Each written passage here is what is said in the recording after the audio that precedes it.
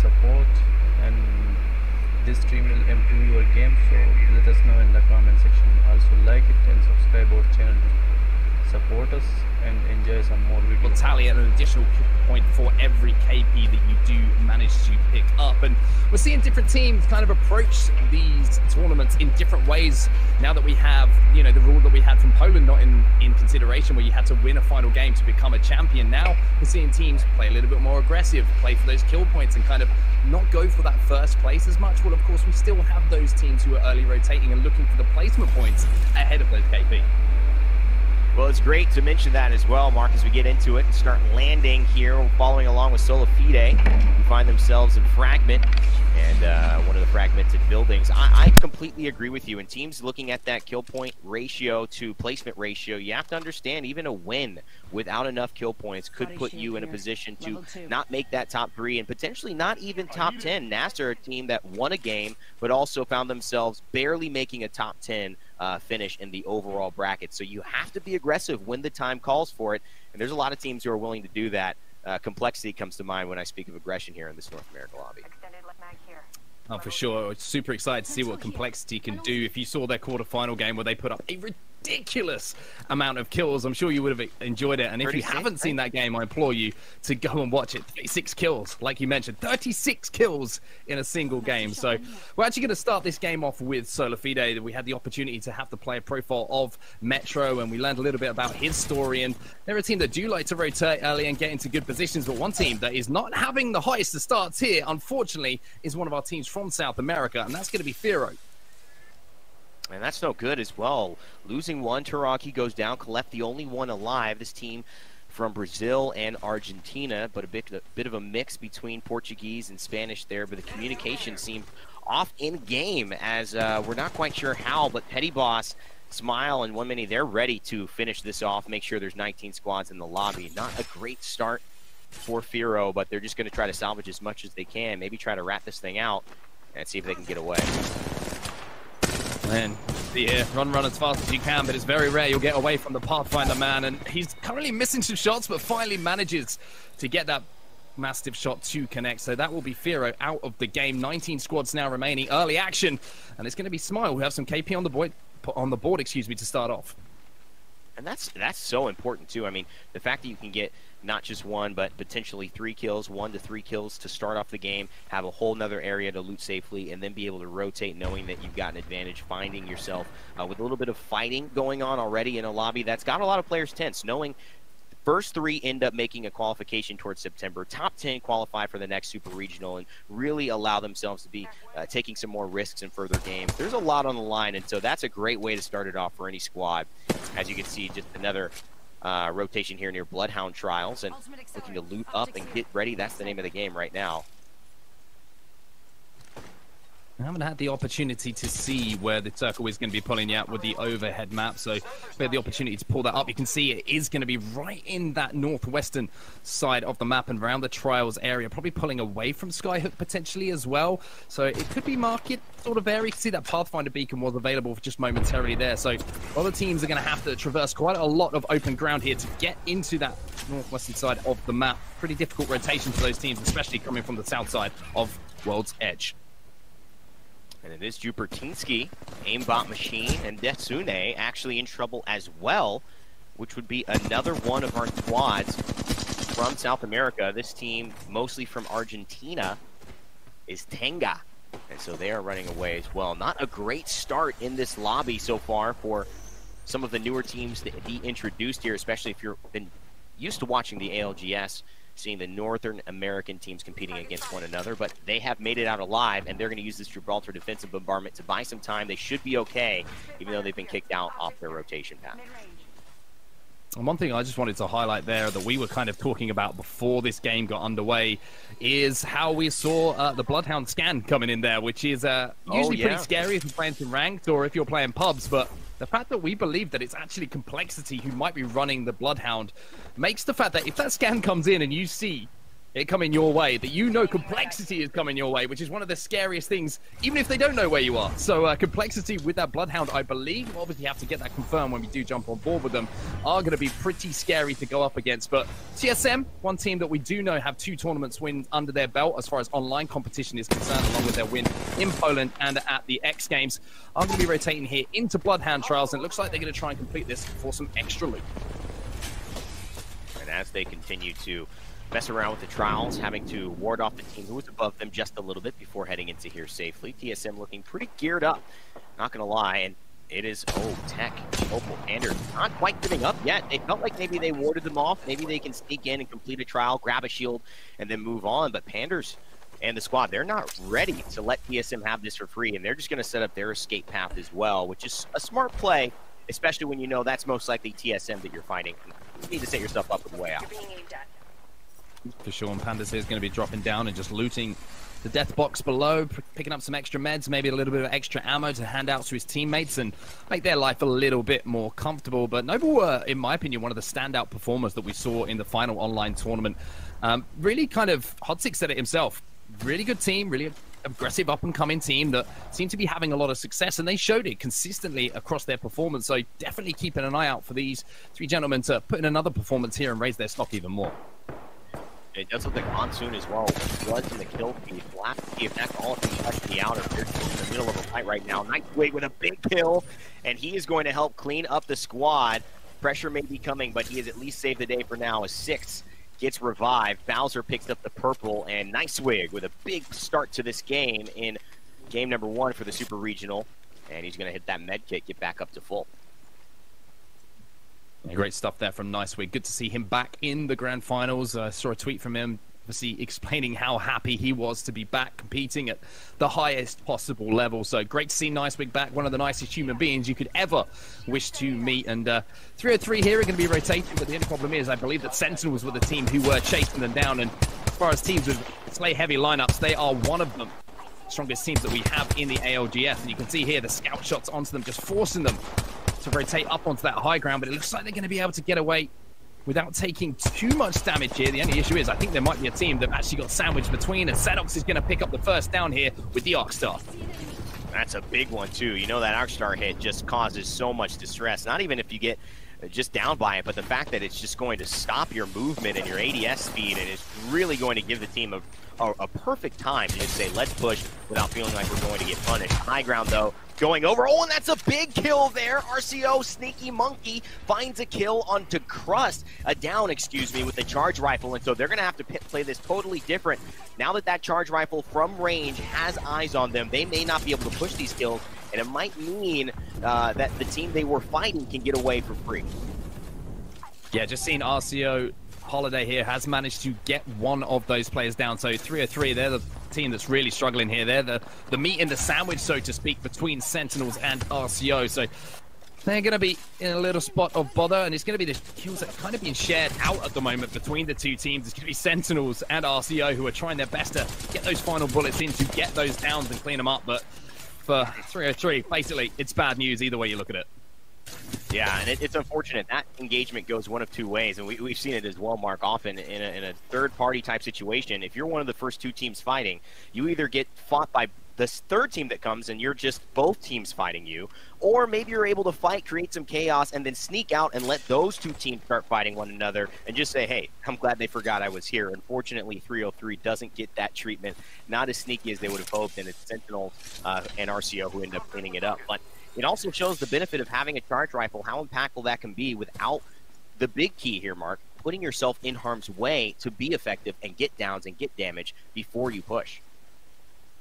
I completely agree with you, and I think we're seeing the charge rifle become kind of reintroduce itself as a meta weapon in the game. We've seen it a lot in scrims recently, teams picking that one up. It's such a good way of just depleting resources. Even if you're only doing 6 damage as a player is trying to rotate away, that could potentially be a shield cell taken out of their inventory, and it's just one of those frustrating things to go up against. And now we're moving over here to watch Yubin, Gobsend, and of course Crummy, and not surprising to see them with some long range in their inventory as well. The triple take was on one of the players, so they're going to be able to do some damage at range as well. And Solafide now making their way over to the northwestern side of the map, and you can see all these teams making those rotations, but in comparison to what we saw a little bit earlier in the Amir region, we have seen some more aggressive opening engagements between some of these teams, Rain.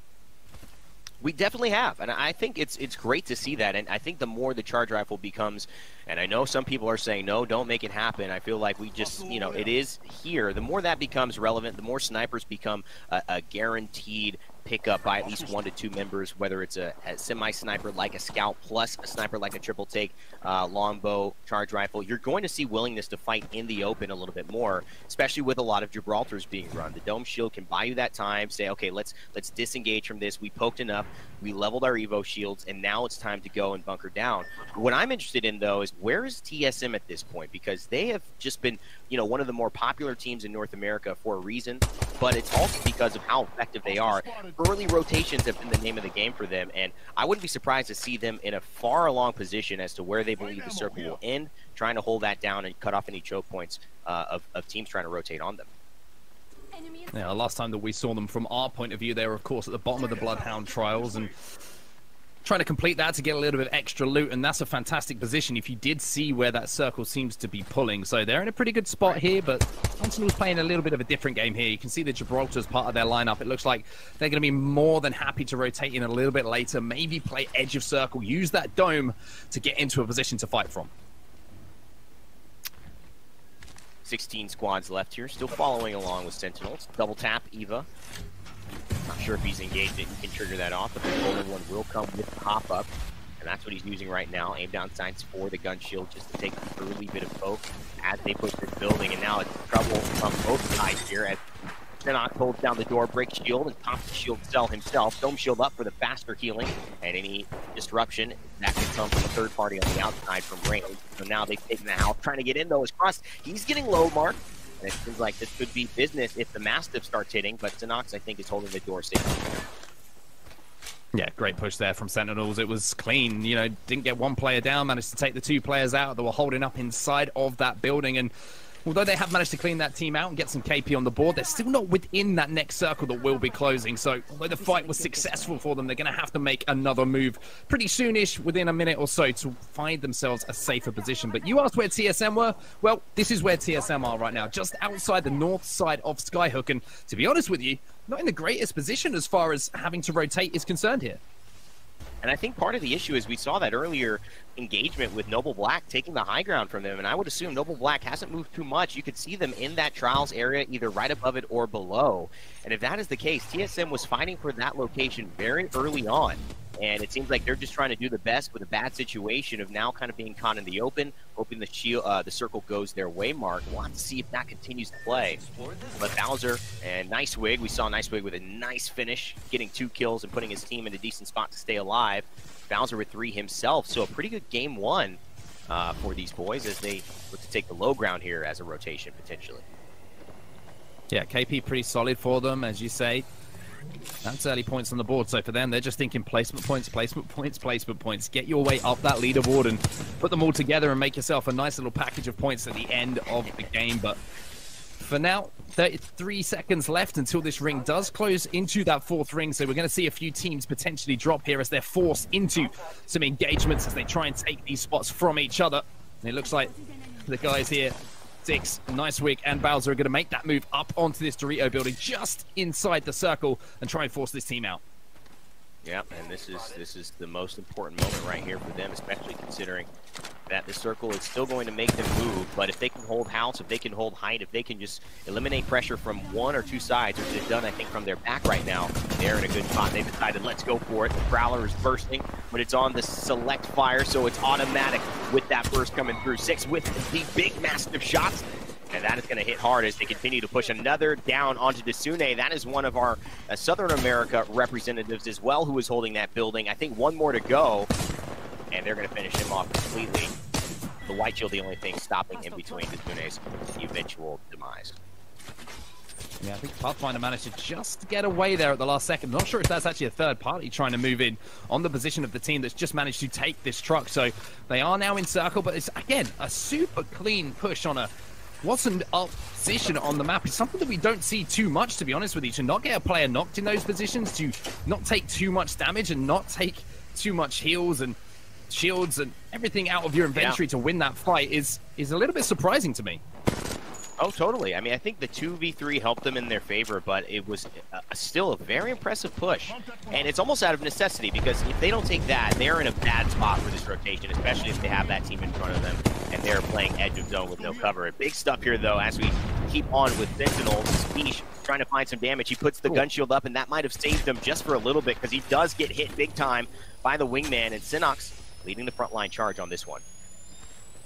Yeah, just keeping my eye on the kill feed as well, and dropped from Rogue has just managed to take down Nicewig. So looks like those two teams are in an engagement, Rogue and of course Nicewig squad. And you can see here this fight is ongoing, and it's Rogue who are trying to be the aggressors here. Whoa, beautiful shots there onto Dropped, is going to put him down quickly. Snipe now manages to win a battle. However, the rest of Rogue are coming in now, and it looks like Bowser is desperately trying to get away, but does he have the HP to get out of dodge, not get chased down, and maybe even get a revive out of this as well? Oh, and this is an incredible play with the Watson fence, but he cannot finish it. He runs out of bullets. Watson, what a play there. He almost got out with the 1v3, it seemed like, but just not enough to stop Snipe down Rogue. And, of course, Sweeten drops for that push. Big-time stuff, though, for Bowser. Yeah, great attempt. To be honest with you, I thought he got more shots than him than I was completely expecting. It kind of took me by surprise that that fight was even as close as it was, but needless to say, the end result is Rogue picking up KP and Rogue moving up the leaderboards as well. So congratulations to them on that win. We're actually seeing TSM in an engagement as well in the kill feed. So as we watch this team rotate in late and in a little bit of a sticky position as well, though they do have the high ground, there is a lot of fighting now starting to occur here on World's Edge. But 12 squads remaining in the fourth ring. Not too many squads still left in comparison to what we saw a little bit earlier in the EMEA region, which means that there's going to be a little bit more space to play with for these teams. And you can see here, Albrelelli on the scout. He's got plenty of bullets, and he's holding down this backside.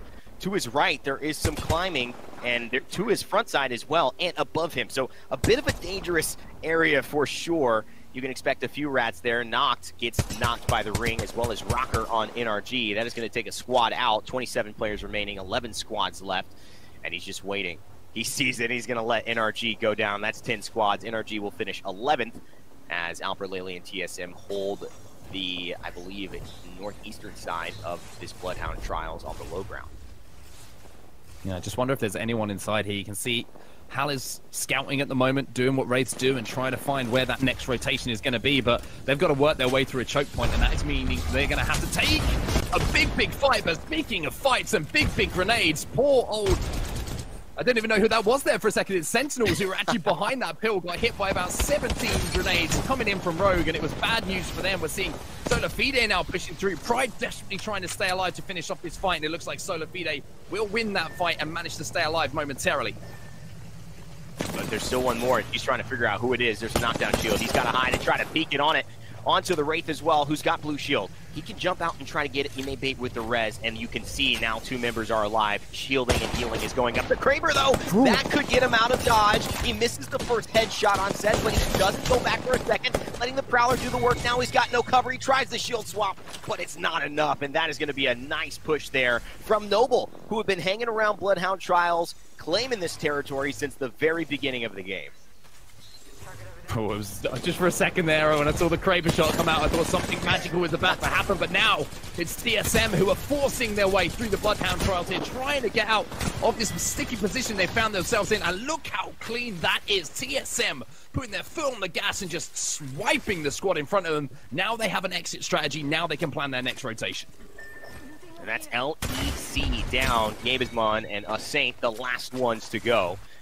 And so we have 5 squads left, and we know that TSM and Noble are one of them. We now can see Noble back up to the high ground. They have controlled this area masterfully, and it's really been a tale of 2 cities, with TSM on the low ground and Noble on the high ground, having a vantage point, having no rotations needed, no, real issues, I think, before somebody comes straight to face with them with a fight, and they have to take a zip line now. This might be the most dangerous rotations they've had to make, and it might put them head to head with TSM. might do that indeed. I think one player was just a solo there in the corner. He's going to be taken down. He's actually going to be finished in that corner now. And Noble in a pretty safe spot here, but TSM were the team, as you say, that were holding down the inside area there of the Bloodhound Trust. Rogue, another team who were involved in this Final Four. So I believe our Final Four, 3 of the teams are Rogue, TSM, and Noble. Not sure who that final team is, but 3 of the big guns, of course, going to be involved. And look at this. It's a solo player who is desperately trying to stay alive here towards the end. And I believe that's one of our South American teams from the Brazucas. Yes, it's from the Brazucas. That's right. Looking for a top 4 here. It's Brazucas team. Flingy.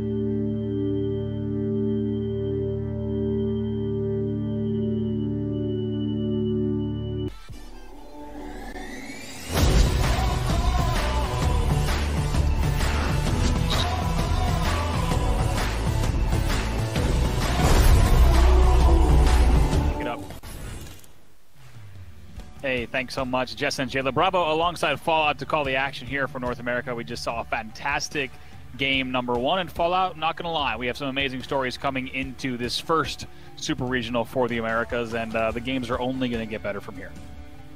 Yeah, that's exactly right. Rogue with a very big game number 1, especially after some quals that were kind of up and down. It was a bit of a roller coaster for Rogue. They're able to work their way, kind of squeak their way through quals. A couple of rat opportunities for them where they're able to play for placement. They made it here. That's what matters the most. And they start off strong with a 20-plus kill game in game number 1. You hear the hype and passion that listen in as well. So a strong start from them. A team that we're used to starting strong in game 1 is Complexity.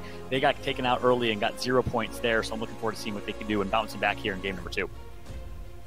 You make a great point there, Paul, and I actually wanted to highlight it. I'm so happy. If you're a Rogue fan, you're going to be so happy. I'm just happy to see them kind of performing, because if you didn't catch yesterday's qualifiers, they placed 9th in their semifinal and 8th place in their final. Now, you can make the argument that they were definitely on the harder side of the bracket for that final, but as our third-ranked team in the ALGS overall, you expect big things from them, and certainly impressed with what we saw from Rogue in game number 1. Yeah, that's exactly right. So we'll see how they continue here in game 2 after being up and down yesterday. Of course, you need consistency. That is the most important name of this game. Of course, Gambit was incredibly consistent in our European or EMEA finals. We're going to see Rogue keep up that consistency here. Taking a look at drop spots, it looks like Fragment East is going to be a hot zone, and guess what? TSM is going to have Fragment uncontested. That was a key storyline coming into this America's final, is will TSM get contested in Fragment by the likes of a South American team, where really a lot of these top players and top teams from North America aren't entirely familiar with where these South American teams land and drop. It looks like TSM will have the likes of Fragment uncontested, and meanwhile, it looks like BRT, also known as the Brazucas team, who got second place in the last one, will have Trainyard completely themselves, actually trading it with Firo, another South American team. You gotta wonder, Bravo, if Team Liquid was here, how interesting this fight would be. Yeah, absolutely. Now we're going to see Firo. Depends on if they go south through Mine Pass. Looks like they're going to nope out of that train yard battle, and Brazuca's team is going to be the ones that stay in train through that. And I want to point out also in the scoreboard, just in case you didn't catch it, Brazuca's team, by ratting out that second place, they've actually brought themselves, despite only having 1 kill in that game, they've brought themselves to 5th with some big placements points coming in from that second place. So right now they are poised to put on quite a show here. If you caught the EMEA matches earlier today, you did see that the Middle Eastern teams not only finished in the top 10, but also put a win on the board. The question is, can we see the South American teams also do that now against 16 North American teams in this lobby? Yeah, I was incredibly impressed with Middle East and Africa in our first Super Regional. Of course, if you're just watching competitive Apex, this is the first time we've had what we call Super Regional finals. Last time around, and for the first 6 online tournaments, we only saw Europe, we saw North America, we saw, of course, different regions across the globe play against just those little mini regions, if you will. Now regions are being combined. This is the Americas, where we have the likes of South America also competing. It's been mostly the Brazil and Argentina show. Of course, Capital Esports, who we were just on board with a moment ago, has 1 Chilean on the squad as well. But Brazuca's team from Brazil, Tenga from Argentina, Team Firo, 2 Brazilians and an Argentinian on that squad, of course, speaking 2 different languages as well. So I'm interested to hear if they are speaking in English or a combination of both. For the first time on the Americas side of things, we do have some multinational action above and beyond just Canada and the U.S., which we've typically seen in North America. Yeah, and as you heard alluded to earlier in the show, you know, certainly now with only the top 8 advancing from each of their semifinals, as we take a look here at the Sentinels and sorting for just a moment to see exactly where they're setting up here on station building and looking pretty comfortable with height on the roof. Lots of opportunities to move, and also now 303 is going to be the one that is going to be moving on your screen as well. Yeah, 303 Esports, a Denver-based esports organization, saw a 7th place finish with their European squad. They're looking for their North American squad to do just as well here. Scissors and Co. are no strangers to the finals. We've seen them in so many finals before. And then, of course, there's TSM. Again, if you're new to Apex, TSM, the most dominant team in competitive Apex history. They won 5 straight championships in major tournaments before finally losing an online tournament number 3. They're looking to bounce back, and they've continued to stay consistent with 2nd and 3rd place finishes outside of that. Besides 1 absence in 1 online tournament, they've been near perfect. Another team that's been incredibly consistent, it's Sola Fide. 2nd place 2 times in our online tournaments so far. So really, TSM and Sola Fide, in my eyes, the most consistent of our North American teams so far. Yeah, TSM going to move north through Rain Tunnel, maybe even set up a little bit of a kind of back to zone there to see if anyone could come through Skyhook north as well. They're going to make sure that their backs are cleared and hold down background as things are, as you see, converging essentially on that survey camp station. Now, we've seen this in ALGS play many times before, and it's not surprising to see so many pings on the mini-maps that are coming in there, on the trailers, on the and also on the buildings that are right around that station. That is certainly where teams are expecting this one to end, Fallout. Yeah, that's exactly right. So teams are going to be starting to rotate. Thank goodness for that Pathfinder meta, where we get to not only the teams get the beacons, but we get to see where the next ring is going to be and help to tell the story of how things are going down. We've seen, it looks like Complexity here, leveraging that Bloodhound, which is a new meta that we have not seen before in competitive Apex. They're opting for Bloodhound instead of Watson. Again, that's something we have never seen. We haven't seen a team not run Watson on their squad in quite some time in competitive Apex. You like to see the shake-up here, playing into their playstyle for Complexity. I was talking to Reptar last night after the games. First of all, if you have not watched Complexity's matches from their qualifier yesterday, I believe Lou is the only one that still has the VOD up. You need to watch them wrecking in the quarterfinals. A 36-kill win to start it off. You got to hear how much fun this team is having with this with this Bloodhound comp. not only is Reptar 11 playing him, but you can just hear how Mon and Lu absolutely love playing around it, and they are just flying at teams, picking up huge amounts of kills, and now putting it to the test. Reptar said, you know, the real question will be how does it play against the toughest lobbies, and that's what we're finding out today now with this new comp. Yeah, you love to see it in the qualification rounds, and it was entertaining, that is for sure. The largest or highest kill game we have ever seen, or I have ever seen, from Complexity with a 35-plus kill game. But now they're looking to do the exact same things. It looks like it's going to be a good start for them. They take out a full squad. That's their first squad wipe of this one. Something tells me that's not going to be their last, as we know Complexity plays so incredibly aggressive. And there was a little bit of a debate and discussion on Twitter around, hey, is it better to play for kill points, for placement points? Are there multiple play styles, or do you have to play for placement? I think Complexity is trying to defy those odds and show that an aggressive play style can work in competitive Apex. If you're a fan of fast-paced, in-your-face type of gameplay, well, they're running Bloodhound, and Complexity is your team. And not only is it a comp that's working for them, but they're even playing kind of like the anti-rotate comp. We've seen them in-game not go for end zones that they knew so that they could rack up KP, taking routes that we've never seen teams take. So it's really exciting to see what they're going to be able to do. And like I said, it's amazing to listen to these guys play the game together, because you can tell just how much fun they are having, especially in the qualifiers yesterday. Make sure you catch some of those games. It really suits their playstyle so well, Fallout, especially because obviously Reptar hits those scans as he approaches POIs, but also whenever they need to find the final kill, someone who snuck away, a solo that got away, dropped down from height, things like that, he's hitting those scans to find those players, so they're finishing those kills and getting the full wipes when they want. So I'm really excited to see what Complexity can do today, but also now taking a look at Shiny, Muffins, and BCJ here over at Epicenter. That's true. Yeah, that's the difference that Bloodhound makes. Your ability to get kills a little bit faster. We also were just on board with Annie Moweed, Hundreds, and Midnights, and this is their second time qualifying for a grand final as a team. You love to see it. Annie, of course, representing our great female community in Apex Legends, representing incredibly well. 2 times she's placed in the top 20. We're excited to see what that squad can do. Now on board with NRG, our winners of our last tournament. NRG has just been on a roll in esports, and of course Apex is a big part of that. They're going to find one rat. It's going to be Eternal J from Firo. So our South American squad, Firo, is one of our 2 squads that get eliminated from this one. Absolutely excited to see what NRG can do. I mean, everyone caught their performance online tournament number 6 for North America, taking first place overall over Solafide and TSM in that top 3. So certainly a team that we're going to be keeping a very close eye on today as well. Yeah, and I love that decision actually from NRG, recognizing there was a rat. That's an easy kill. You can get 1 kill point, and actually sending their Pathfinder to be the one to go find them, especially over in Thermal Station where there's a lot of elevation. You want to send your Pathfinder, which allows you to queue out and grapple your way out to safety, which is exactly what they did, letting Nathan pick up that last kill, and it's 1 kill point picked up for NRG. Meanwhile, the McCarthy brothers, twin brothers from the Seattle area, playing with the BCJ. BCJ, and I talked about him a lot in the last tournament. I got to hype him up again. A multi-genre, multi-game top player and competitor. He has returned to Apex Legends to play in qualifiers and has qualified for each tournament since making his return, since playing with the McCarthy Bros. They've really emerged as a top team that shows up when it matters the most in tournament time. I'm excited to see if they can break a top 3 finish here in this one. Absolutely. Now also taking a look at the side of Smile. Here's Petty Boss on your screen, as they're still going to be in Skyhook, playing a little bit closer to the edge of that zone, but just holding, trying to catch anyone who might try to make that rotate, the same rotation that they will eventually need to make as well. That's exactly right. So it looks like 2 teams, Smile, and then of course we did see Humayan. That's the team with Adney, Midnightson, and co. that we saw earlier that are currently sitting in Skyhook. Of course, Skyhook known for quite a few buildings, quite a bit of real estate, and the opportunity with that Watson to kind of pitch up a fence or pitch up a tent, if you will, and post up. Of course, if depending on where this next ring goes, they may have to rotate, but it looks like Skyhook is quite safe for now. So they're going to be content just kind of claiming their real estate, claiming their buildings, and setting up. Not going to see a lot of action here between these 2 teams until that ring collapses in my eyes, but hopefully I'm proven wrong. I'd like to see some action here. I know Complexity was on Refinery, just near the other side of this mountain before, so not sure where Complexity is currently sitting. That's a team that likes to play aggressive in those fights. And meanwhile, we're going to jump on board with Rogue, another team that's known to play aggressive, snipe down one of our few controller players and one of the top controller players in Apex Legends. We're on board with Rogue.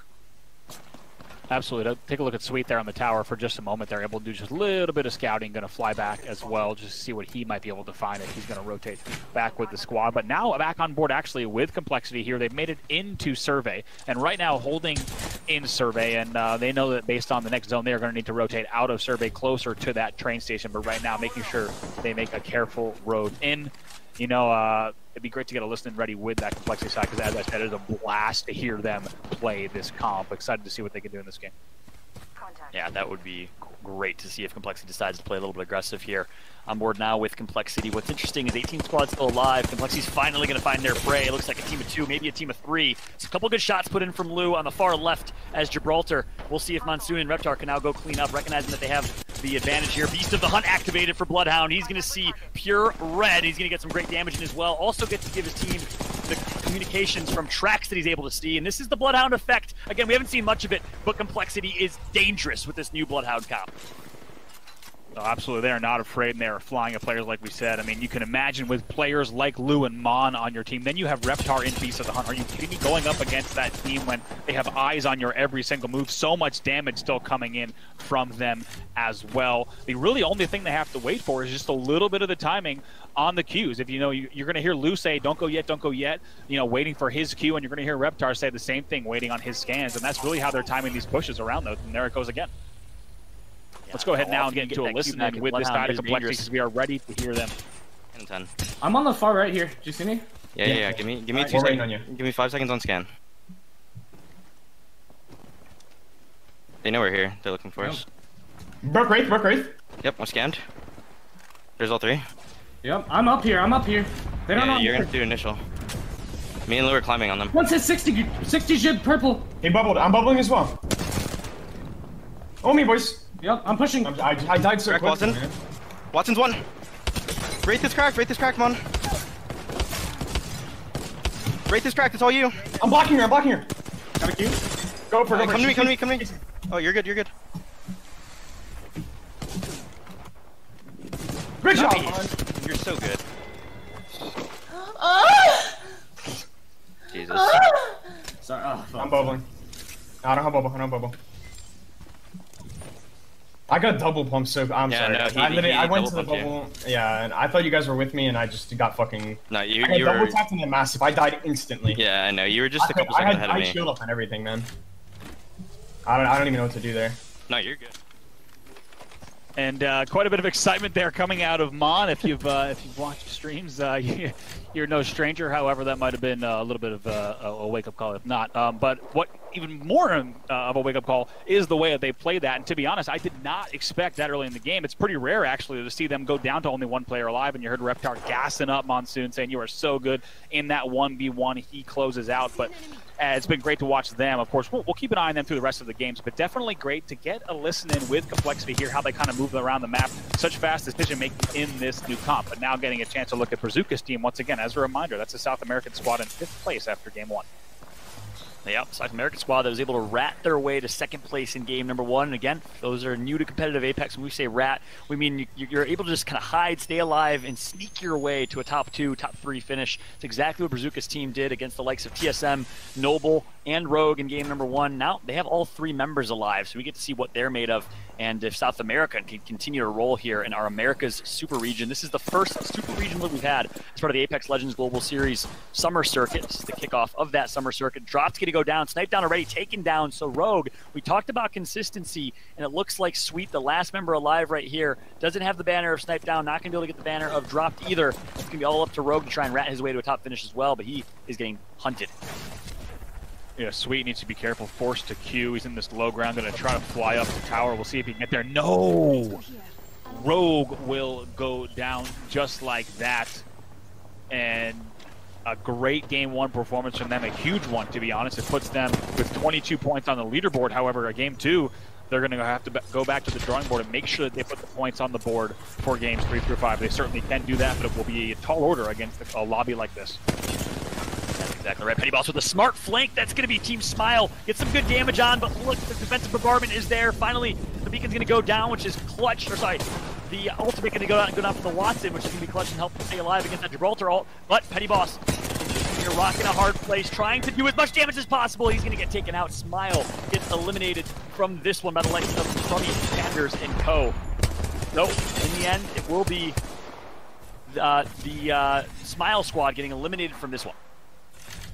And look at that now as we take a look also at Silver Fox. Once again, Noko, Zach, and Noct. The third party to a lot of those Skyhook battles that just happened, as they're going to take some time to heal as well. but tough set of events for Smile. They were in 12th place coming into this game. Yeah, look at this rotation. It's going to be a tough one. There is a crucial choke point, of course. Knocked No Coco and Zach in a solid spot. They own all the Watson fences here, and they can gatekeep this if they choose to. Every other team gonna have to choose to either go through that choke or work around the mountain. So keep an eye on that circle rotation. What teams decide to do here, trying to destroy the Watson fence is gonna take some damage as Zach, which means that the enemy team knows that they are there, but it looks like they will be uncontested on this rotation. Meanwhile, No Coco's buddy Nicewig picking up some kills at the top right of your screen as we see Nicewig and Bowser and co continue to dominate and continue with a strong performance after game 1. Yep, you're going to see these guys in Silver Fox just take their time here. A little bit of heals coming in for Noct as well. They don't need to push up immediately. You can see how much time they have. There's no reason to force this battle. Obviously, there's so many teams that are already on those trailers and on those crates, and they need to be very careful. As teams, actually, I was going to say, are going to be flying down to them. And now Noko looking for a swap. He gets that, but pressure coming on. And it's actually going to be Yeet Squad. It's going to be Nicewig's team that are looking to take out No Coco. No Coco and Noct, the last 2 members alive of this one. Looks like he will be able to shield swap successfully. Meanwhile, Panders, Noble, and the Team Noble Black Squad that placed top 4 in the last game are going to survive here. Revive's going to come through on Tech, and just like that, Noble continues and stays alive in this one. 8 squads remaining in a beautiful, beautiful play from the Pathfinder. Wow. Lions flying in, though, and didn't exactly know. Very much a blind grapple there, and he's going to get melted immediately and had to make a very tough decision. There's Noko. He will go down. Noct is the only one for this squad. Yep, he's Noct desperately trying to find a swap in there. Based on what we're seeing, it looks like that's not going to come. So right now, just desperately hiding behind a rock. Going to try to Phoenix behind a teammate's shield as well. But right now, forced to Q. We'll have to see if he can get out of this fallout. Yeah, that's exactly right. Trying to get the movement speed from his ultimate. Finally going to get taken out. And that's going to be all she wrote for Noko and Noct, of course, another one of our controller players in this one. Bowser currently down, but Six and Nicewig sitting with gold shields. They're going to get fast heal. Sorry, not fast heal, but double heal for each syringe and shield cell that they pop. Nicewig and Bowser currently down. Let's see if they go for the revive, or will they opt instead to use that knockdown shield? It looks like the latter, as they're just trying to survive, heal up, and stay alive in this one. Absolutely, and they need to continue moving up. They've got a little bit of time once again, but need to be ready to make this push. Now 6 squads left, just like that, as we look at the TSM squad. Once again, really not the strongest armor, but of course often a position that we see TSM fighting from because they are such an early rotate team and the team that can definitely fight with no radar. But here we go now, Complexity on the push, and Reptar is in the Hound Hunt once again. That's exactly right. We've seen it time and time again. Here comes the scan. He's going to get all types of intel, finds 3 bodies, calls them out, spots them. The amount of intel and comms for a team like Complexity, which prides themselves in being a comm-first and aggressive team, one of the best communicating teams in the game, that is crucial to be able to get that intel from Bloodhound. Meanwhile, Nicewig is the kill leader with 7 kills, and that's just him. What a performance coming through from the Controller All-Star in Apex Legends, one of the best and biggest streamers that we have in our Apex community. It's Nicewig. Keep in mind, Yeet Squad already in 6th place, so they are going to be looking great after these 2 games, but also looking at Solifide here as they do have height, and they know that they're going to need to make the move, so it's actually going to be Pride who's taking a lot of damage, is forced to TP back, and they're going to need to heal as well as they get ready to make that move. I believe that is Yeet Squad right in front of them that they're going to spot out here. So Solifide, a 3 versus 3 against the Yeet Squad. Will they fight it? They're kind of sandwiched right now. Yep, and it is Nicewig, Bowser, and co with some great shields. They have an Evo shield and 2 gold shields. They're going to have the healing advantage and, of course, the shield advantage in this fight in terms of resources. You always want to understand your resource in terms of resource management. Meanwhile, Beast of the Hunt activated again for the Bloodhound and Complexity. They have an opportunity to just rain on the parade right now of the Yeet Squad and Solifide. They can pick up a few kills. It looks like Surreal is going to get taken out by Rep Cover. Look at the nade. All Complexity at the top right of your screen is they are going to pick up a kill on Bowser, a kill on Nicewig, and Complexity is popping off with 3 squads remaining. Absolutely. Look at this. It looks like they are poised to take this. They're going to be flying in now. It looks like Abdulali and Rep taking big damage. Hal, the only one left here. He needs to pray that he can get the right timing on this battle here, taking a lot of damage as well. And look at the Bloodhound effect. Right after picking up 5 or 6 kills, they're able to take out 2/3 of TSM, one of the best teams, if not the best team in Apex Legends. Hal now the last member alive. 3 squads remain. Alberelli's going to bleed out. Bowser's going to bleed out. Kill leader is Monsoons. He says, nice try, Nicewig. That title is mine. And then through the barrel, Monsoon's going to connect for another. 1 squad left. Complexity is hunting. They smell blood. They're going to find it. And that's going to be a victory coming through for Complexity. What a performance from this squad with the blood. So after game 2, we are going to show you the results, but there are three well, games more to go. let's take a look at how many points those kills netted them. We're going to look at the overall standings. Of course, that puts Complexity nicely into second place, and Yeet Squad is bringing up the first place. They've got 32 points.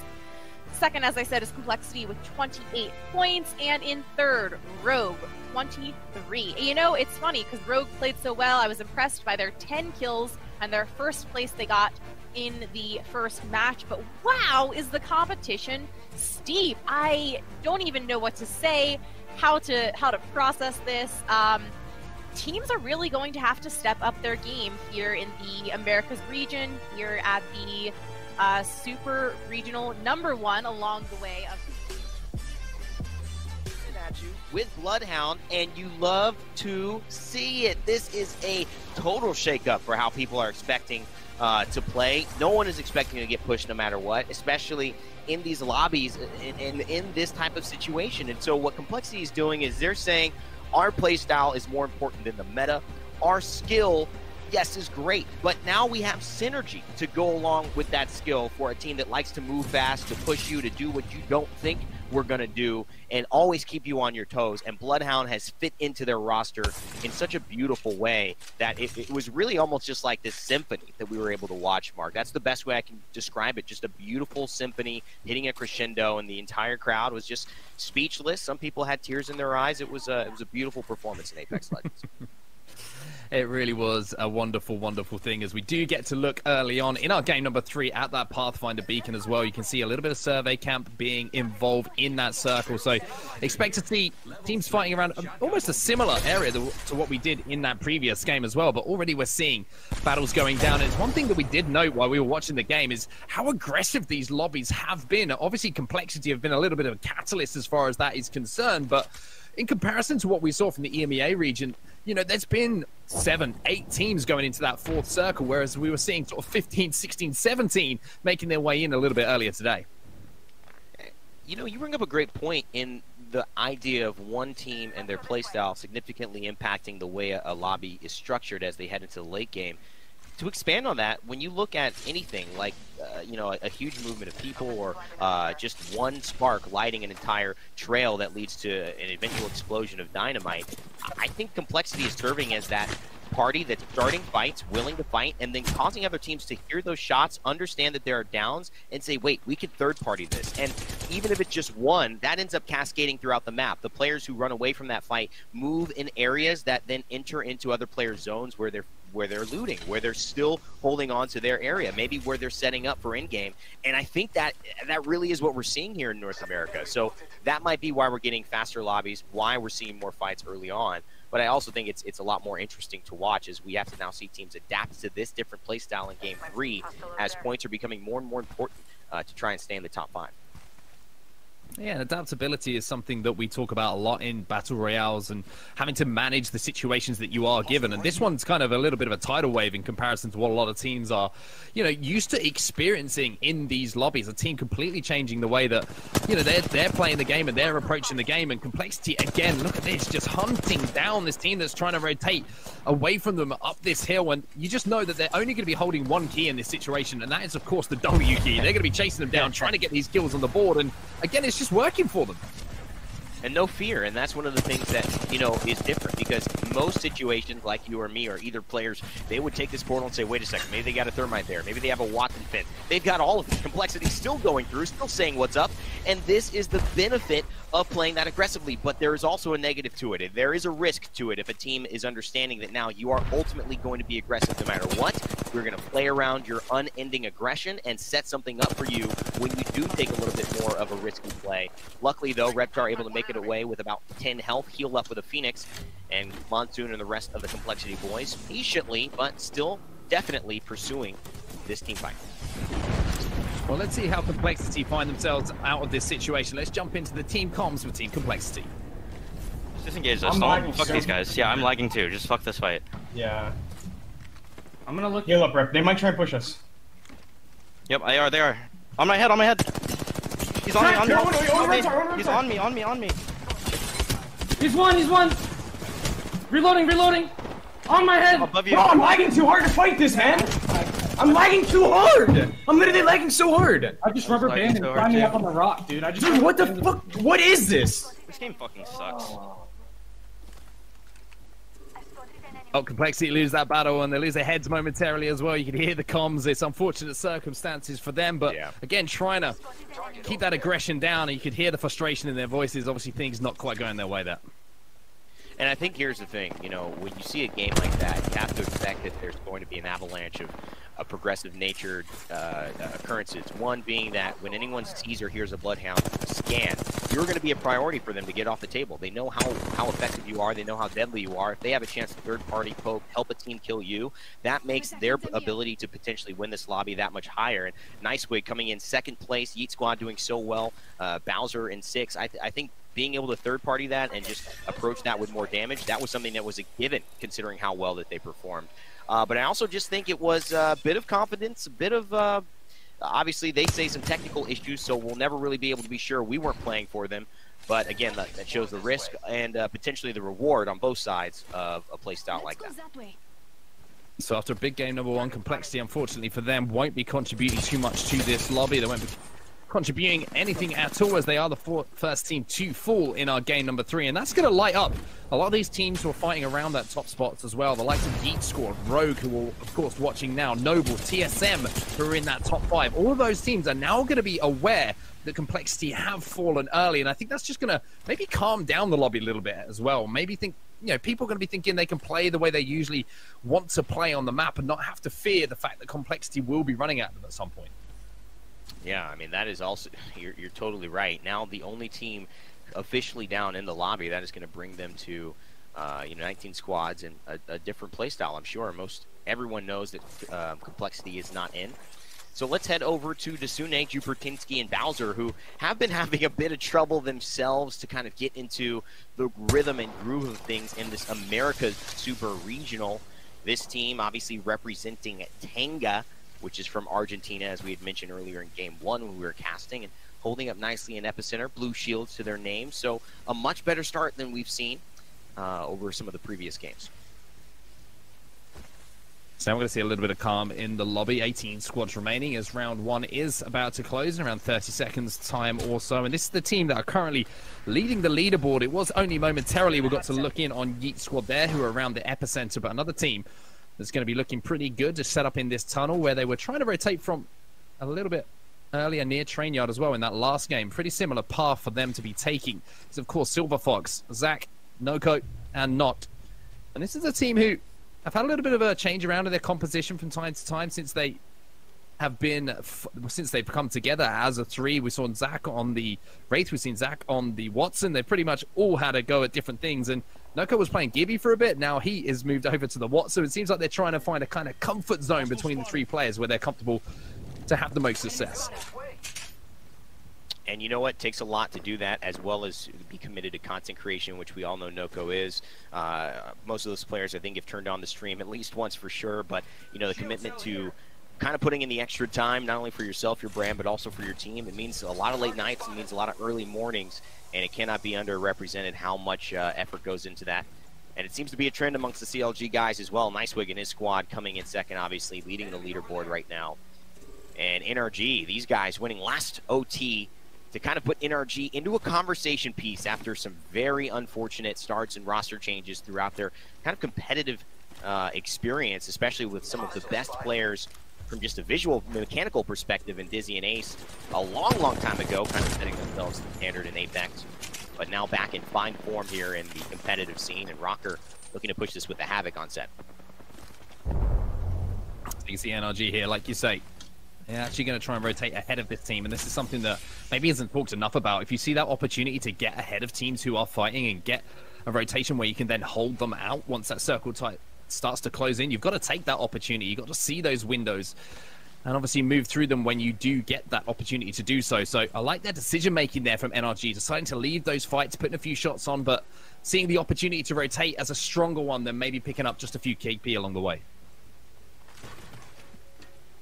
No Coco, not Zach here moving in through tunnels. They've got 50 seconds before things start to move. 18 squads left after all the action we've seen, which was quite a bit early on, especially with the listen in. We only still have 18 squads in the lobby, so a relatively non-violent start for these teams, at least as far as the death count goes, and they will still be able to have a chance. And this lobby, I think, onset for the biggest portion of the conversation piece, not only for complexity, is you did so well, you're in a great position, just, you know, next game come at it, you're still in prime spot to not only qualify, but take first overall. But I think for the rest of these teams who maybe said, wow, we did not get off to such a hot start, a lot of teams have made some big games so far. It's really opened the door for teams like Sentinels, for teams like TSM who haven't gotten the win yet but have stayed involved. Noble, who's been playing fantastically so far in the top 5 currently overall, to really say, okay, this is our chance maybe to really step in front, maybe take that lead and put ourselves in a position heading into the final games. I think you raise a great point there as well that I can kind of elaborate on by saying the teams who end up coming out on top in these tournaments that we do have in Apex Legends are the most consistent ones. One big game does not win you a tournament, and Complexity have been an example of that in previous tournaments as well. Let's think of those Game 1 performances in OT6 and OT5 where they came out the gates, they destroyed the lobby completely, and you know, it was a little bit of a joke. I said to Monsoon, you know, what have you got to do to win a tournament? And he said not win game number 1, because we seem to just lose our heads after that. Yeah. And they kind of work from that. And, you know, for the teams like TSM, the teams like Noble and Rogue, their consistency is what has shone through so far in the Apex Legends Global Series. So we'll have to see if that rings true again here, now that we've entered the summer circuit. NRG here, Nathan on the Evo shield, 150 left with name, which is plenty. And he's just going to basically chill out, let this Watson ultimate kind of not allow him to waste any resources. He's going to maybe pop one shield cell instead, because they know there's also a team who is holding them at the end. They don't want to get naded since they are left to fight into a corner. Looking for an opening here, and Energy Frex and Nathan will push up in exchange. A nice little tag team back and forth while Frex looks to heal up in the meanwhile. Thermite out just to pick, doesn't find any ticks, and this could just be enough to move up, find some more open space to fight this. Yeah, the difficulty here for NRG is when you're looking at their weaponry in comparison to the team that's shooting against them, it's going to be NRG who have to make the moves forward, not only because of the fact that the circle will be closing behind them, but because they've got R99, Havoc, and shotguns to play with, whereas the other team, they've got that Scout that's just pinging away at them as well. So they're going to be in a difficult position here where when they do damage, the call is going to have to come in to make that move, as we actually now jump back over to Silver Fox as not Zach and Noka have made their way out of that tunnel and are now trying to find a spot to rotate to into that next circle. And Jubertinsky as well falling down. So it is Jubertinsky and the squad Tenga who are holding back NRG. And now that they know, they may feel, I don't know what they'll feel, either a little bit more confident, or maybe they'll say, well, we've seen the performance thus far. We don't feel like this is a fight we should lose. Let's push up on this. Either way, they're 3v2 now, so it should be Jubertinsky and squad falling back to the wayside. Still no full team wipes as they have pushed back to Sune. As you can see, just kind of hiding here, looking to see, is it worth the banner, is it worth the res, really, for Aimbot Machine, as he pops the shield cell and just tries to get back to full and decide his next step of action. Yeah, difficulty for him here is the fact that there's 18 squads remaining, so he knows as that ring closes, any movements that he makes aren't going to be seen by so many different pairs of eyes who are going to be looking around for any opportunity to pick up some KP. But for NRG, they're going to be really happy with the fact that they've managed to force this fight and be successful along the way as well. They've only managed to get the one finish, but knowing that player's down and knowing that player's had to retreat gives them that window of opportunity to move into that next circle. And not only that, it gives them a pretty strong position to work from as well. They've got a little bit of height coming out of those tracks, and they'll be able to sort of survey the field and see what teams are set up in different locations, then try and pick their spot to move to. They have finished Aimbot Machine. It looks like maybe Desune decided to abandon that, just trying to rat it out. We've seen that work for, you know, I think multiple teams here in this lobby so far. Bazookas comes to mind as well in that game 1 rat, I believe, where they achieved maybe 2nd or 3rd place. Energy here underneath. Still trying to level up his Evo shield to level 5, really, and get that through that ultimate red shield. We're going to see the shots poking in. NRG holding down his position, and they're within the next circle as well, so they haven't got to do too much. What they've got to really do here is try and hold out these teams that are trying to rotate in. As you can see, the ping coming in from Nathan here, just trying to let his teammates know exactly where these teams are going to be pushing, and the team that he's fighting against them is here. And as you can see, with the ring behind them, they might be the team that has to make that move, and that ring is going to be closing. We're going to see that next ring pop up. So this fight could be one of those ones that goes on for longer and longer and longer until they're finally forced to move, and they are going to be forced to move. You can see that big pull there to the east, so difficult position for this team to find themselves in. However, they're going to have to hit some big shots here, and again, a little bit like NRG when they were in that tunnel and in that choke point, they have to do damage and then commit from there. Sentinels here, the ones looking to maybe commit with a Mastiff. They see one potentially down there, but it's onto them. Lion on Noble. He's finding a couple of kills onto Sentinels. It's not a full wipe yet, but it is very, very close. Still 18 squads on set. This is quite surprising considering how many fights have happened, how many downs have occurred, the amount of ratting that has gone down. Still the kill leader here.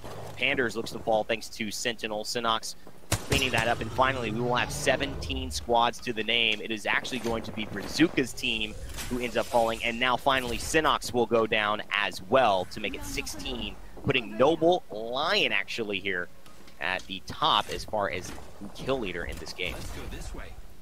And Stenox did a pretty good job there, even though he was the last man alive, managed to pick up the KP along the way. So if you're in that position, you can manage to, trade your life for at least another player. You're not going to be too disappointed with that, as we do now see NRG finally making this push, having done that damage. And this is what I mean. This is where the coordination comes in. Do the damage and then make a commitment from it, as the Watson is going to be in the lines here of Franks. The EVA 8 shots a little bit whiffy, but his teammates are there to make sure that that doesn't go wrong. And that will be NRG finally winning that battle, clearing out their backs, and now they have a safe position to look ahead of themselves and try and rotate in.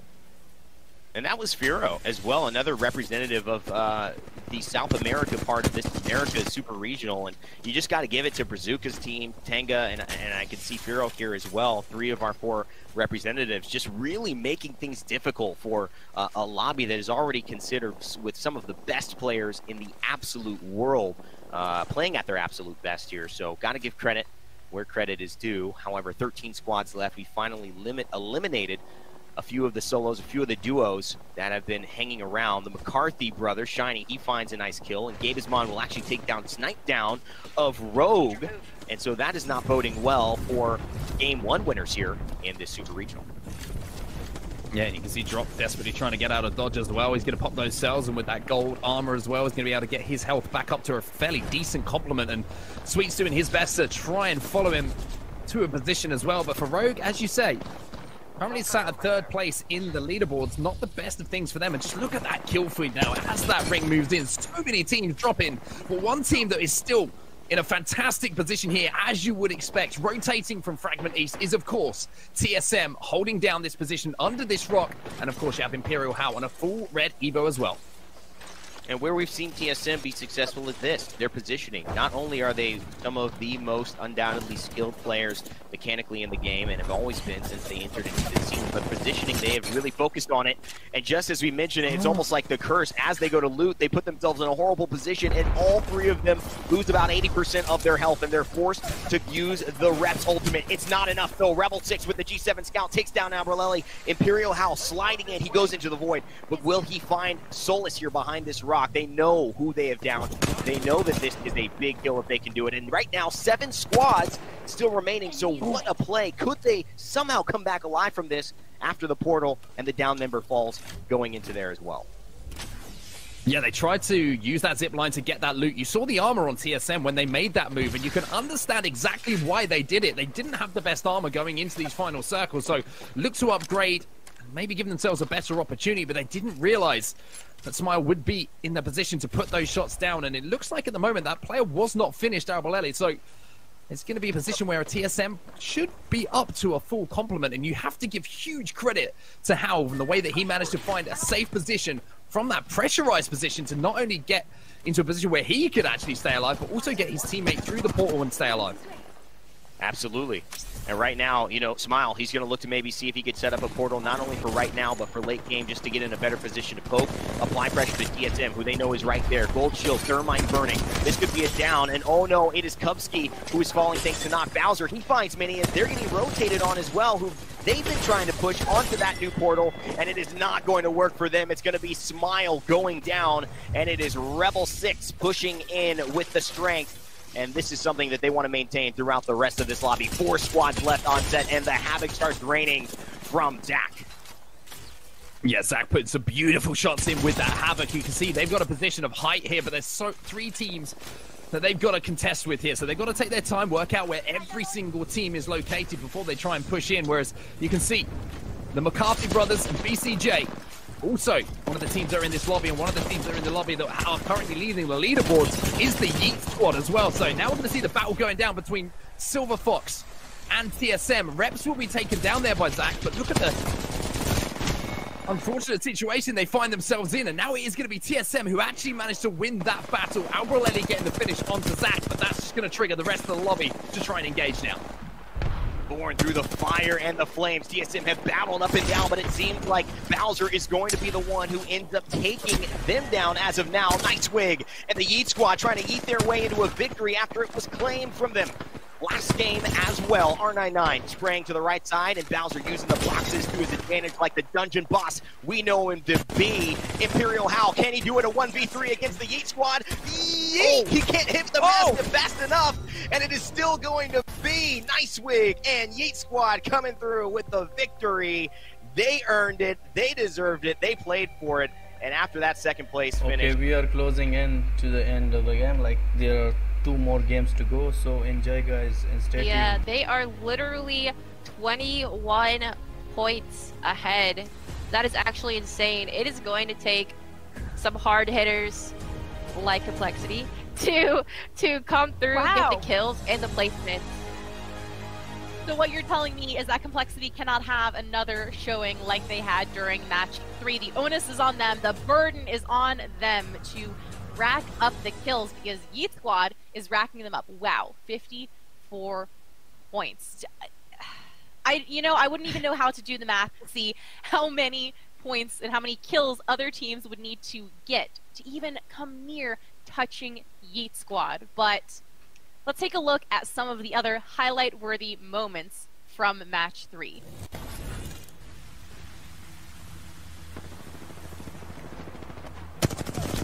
Looks like this is very early. Unfortunately, this is the fight that, that Complexity got into. Yeah, Complexity went down in this fight. This is the early fight that they took, and unfortunately, they did not make it out of there alive. We are zeroing in on Energy, making some moves here. Is it going to be enough? Energy, they're always one of those teams that you can kind of consistently expect them to play well. These were the final moments of Nice Squad. 33, which not only opens up kind of that gap, but it also allows teams to flood in. You have the likes of Complexity, Rogue, NRG, Sentinels, and more, still with so much to fight for. I mean, it's absolutely true that games 4 and 5, absolutely anything could go down here as we get ready to jump into game number 4 here. As we said, Yeet squad in first, TSM behind them, and Fallout. I mean, TSM, Complexity, Noble Black, and Rogue all within 5 points of each other. Some huge North American heavy hitters fighting it out in these last 2 games. Yeah, that's exactly right. Solofide right behind them with 21 points. And keep in mind, a key storyline coming into game number 4, and especially going into game number 5, is there's 2 important thresholds in the summer circuit with our super regionals. Top 10 guarantees you a slot in the finals of the next super regional, the next summer circuit event. And top 3, of course, gets you paid out. Also gives you a guaranteed spot and an invite in the playoffs that will take place in September at the end of the summer to wrap things up. So that 4th and 5th fringe spot with Complexity with 28, Rogue 27, Noble Black 27, Solofide 21, that's going to be crucial to see who can sneak into that top 3 to close this one out in games 4 and 5. Absolutely. Starting things off here on the Complexity drop, and you heard from Monsoon's POV, not happy with the issues they had there, as they will now look to have a game 4 performance that can keep them as part of that top conversation. However, 3rd place right now after a big game 2 win with 16 kills total. As we said, for this entire pack, really Yeet squad is in such a great spot, but the rest is a battle for that top 3. But even saying that, Yeet squad still needs to put big points on the board here in games number 4 and 5. That's exactly right. It's crazy how top-heavy this final is, and unfortunate situation indeed for the Complexity squad, as we heard, and for the rest of the folks in the lobby last game. On board with Monsoon right now is they have such a good drop that really, again, plays into their playstyle. They are able to loot the almost entirety of Epicenter and then rotate all the way over to Survey Camp and get all of the Survey Camp loot almost untouched, if not actually completely untouched.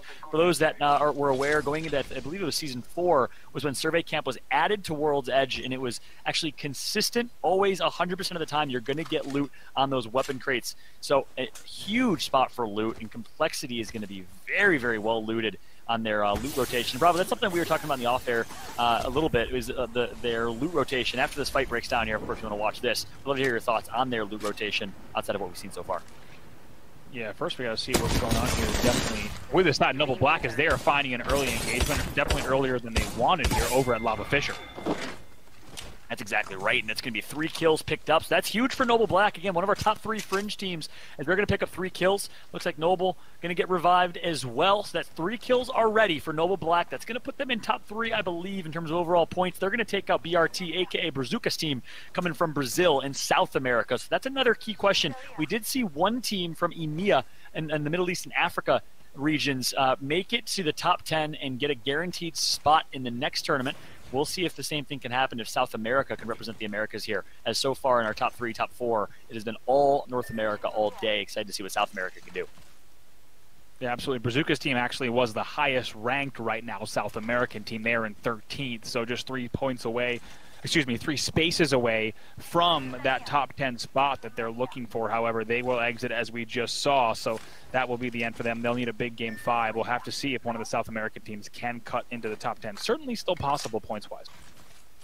Yeah, that's exactly right. Meanwhile, on board with the current Titans, 54 points. They are 21 points ahead of TSM. We're used to seeing TSM in this position, but the tides have turned a little bit. Of course, TSM still, you can't deny, the greatest dynasty in Apex we've seen so far, one of the greatest teams, and we're used to seeing in that top 2. They're so consistent as well. But Yeet Squad and Complexity have shown that an aggressive playstyle is possible. TSM has done what they've done for so long without playing super aggressive and by playing for early rotation. Meanwhile, it looks like it's going to be a fight that's going to kick off here between Capital and another squad here. We'll see who it is. It's Complexity, and Lou's actually the first one to go down. Surprising to see. Well, definitely multiple teams here all the way out at Refinery, and now they're going to do a little bit of healing up as well, but not the names that you expect to see. Actually, Lou will be full finished as well.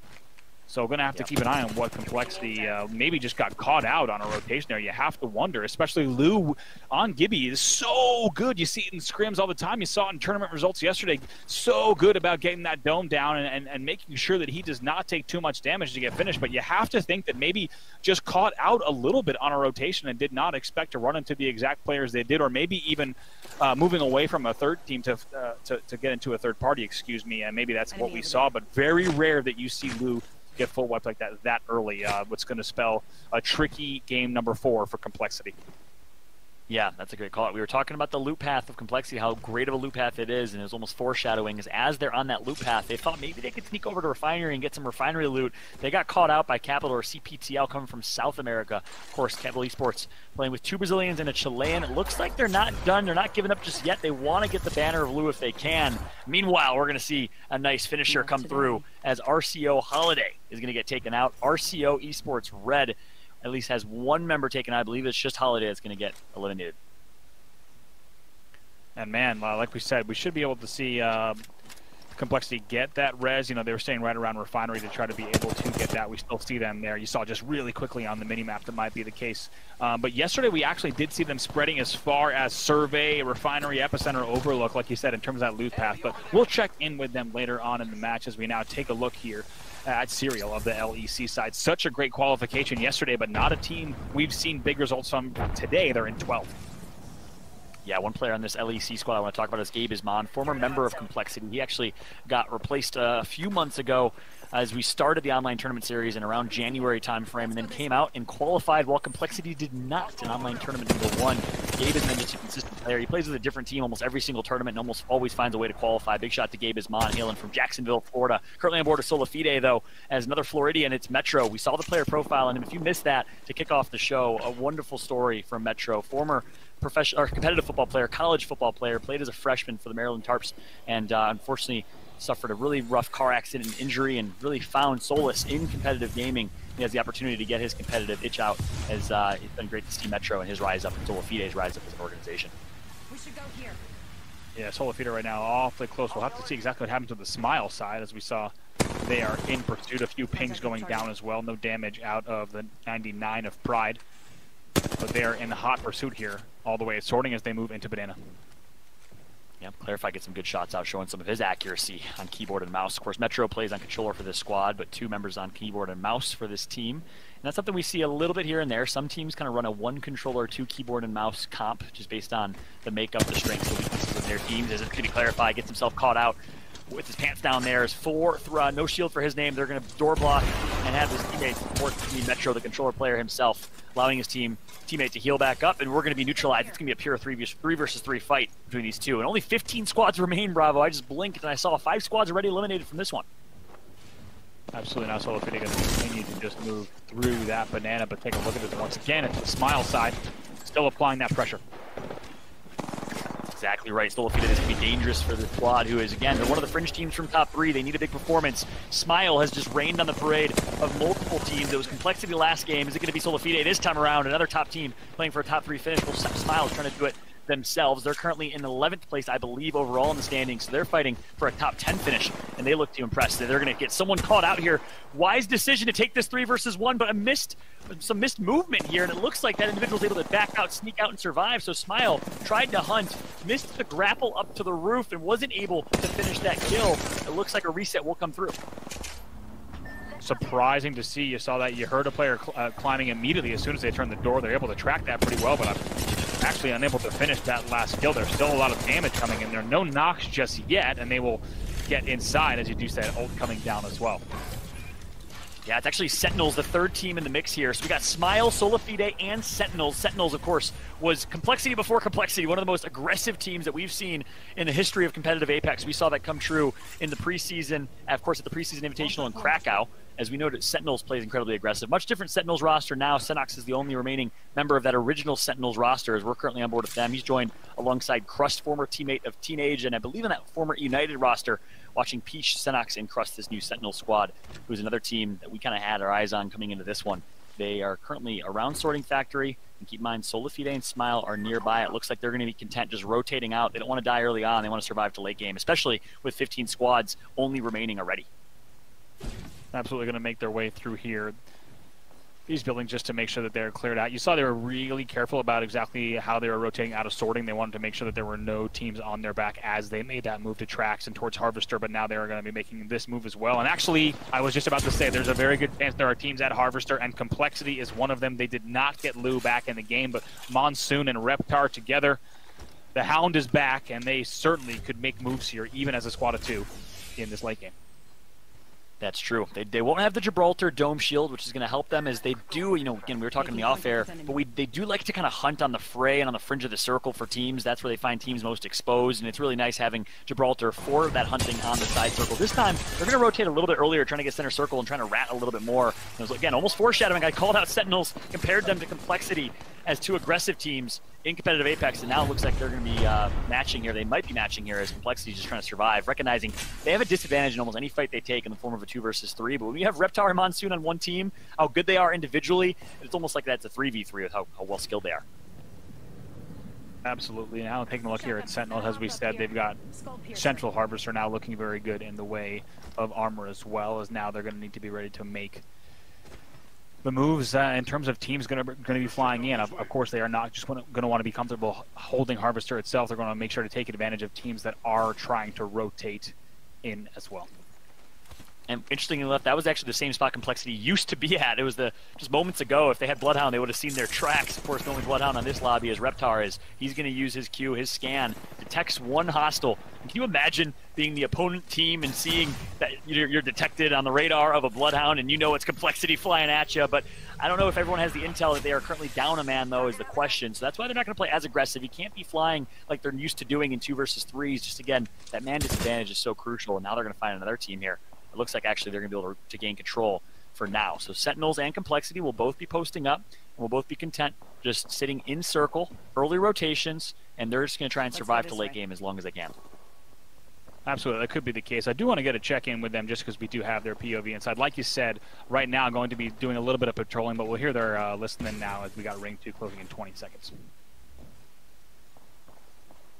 I'm going to go back top. Let's go back to top. Yeah. Team here. I'm watching the side. We can get 30 really easy. Watson's going left down the ramp, I think. One has blue. This ramp's on. One almost cracked blue. This is SF again.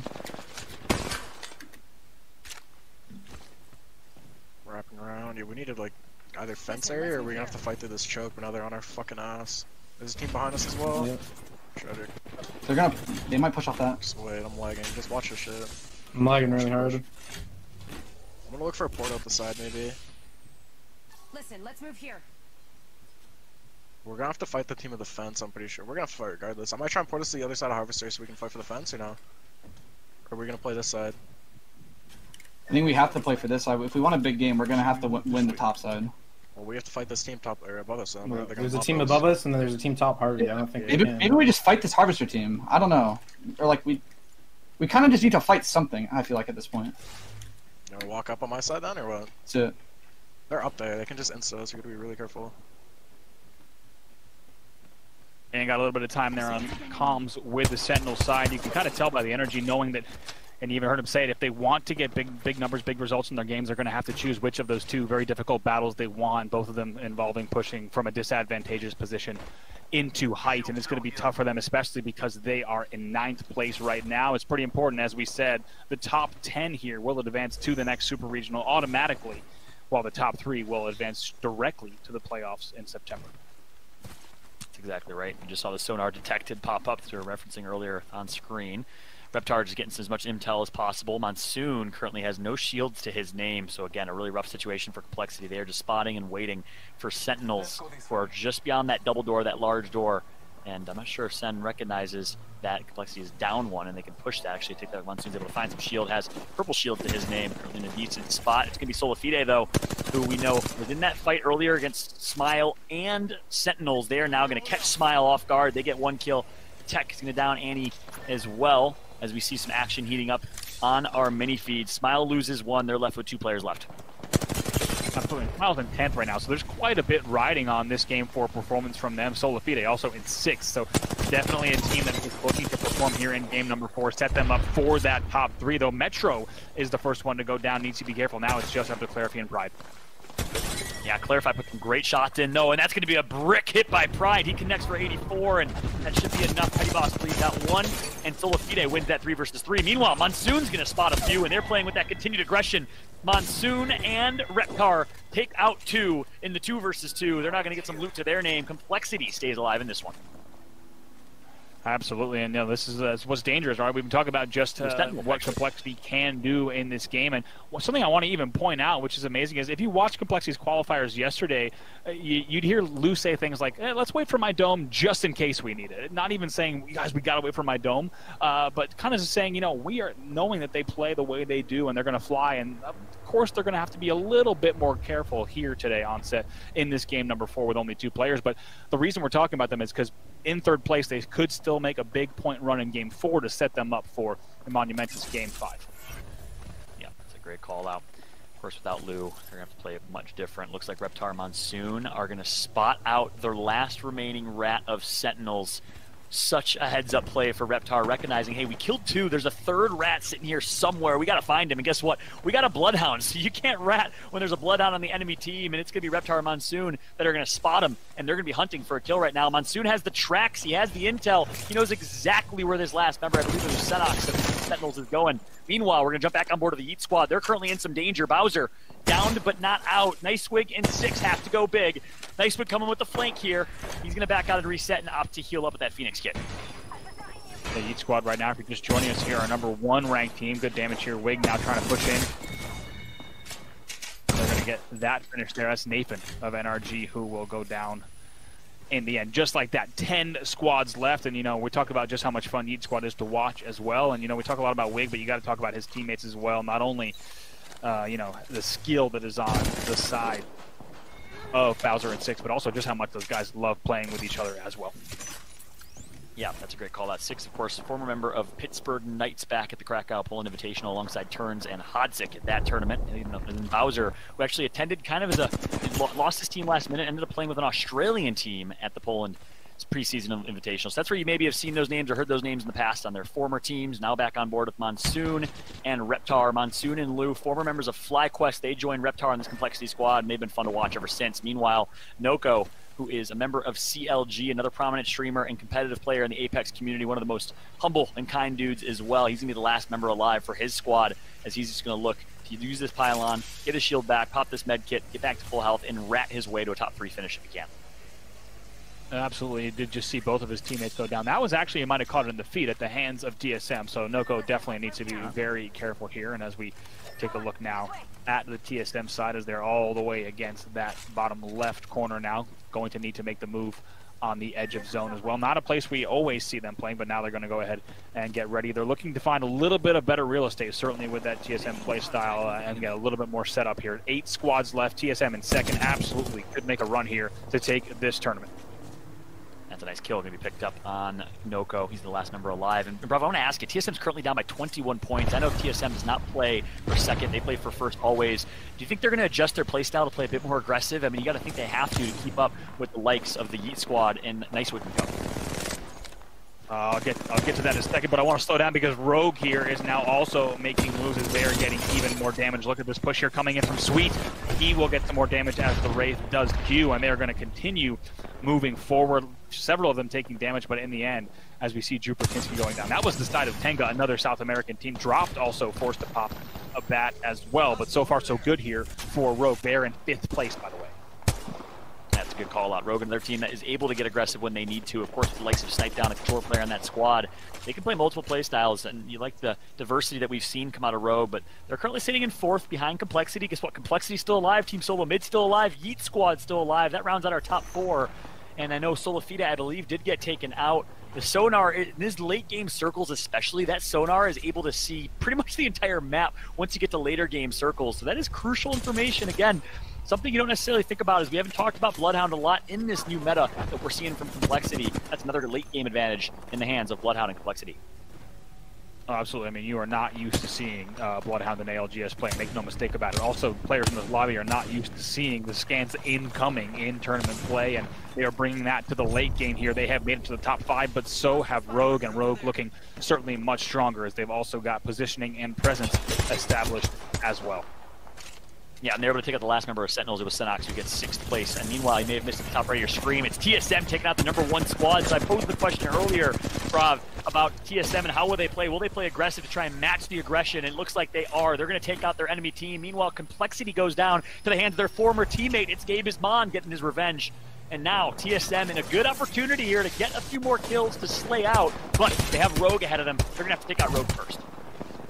LEC with a strong push, but like you said, Rogue is actually getting several picks on those players as well. Great damage there from Snipe Down. We've seen him do amazing things with that Scout. Also gets the ult down just as the player is pushing in as well. And that was going to be 6 who tries to fly in for a miracle. That's going to give a little bit of time for the guys on Rogue to heal. Now just 2 squads left.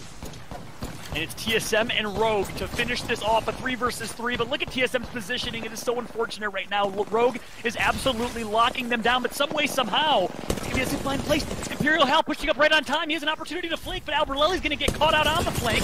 Meanwhile, he needs to be careful here.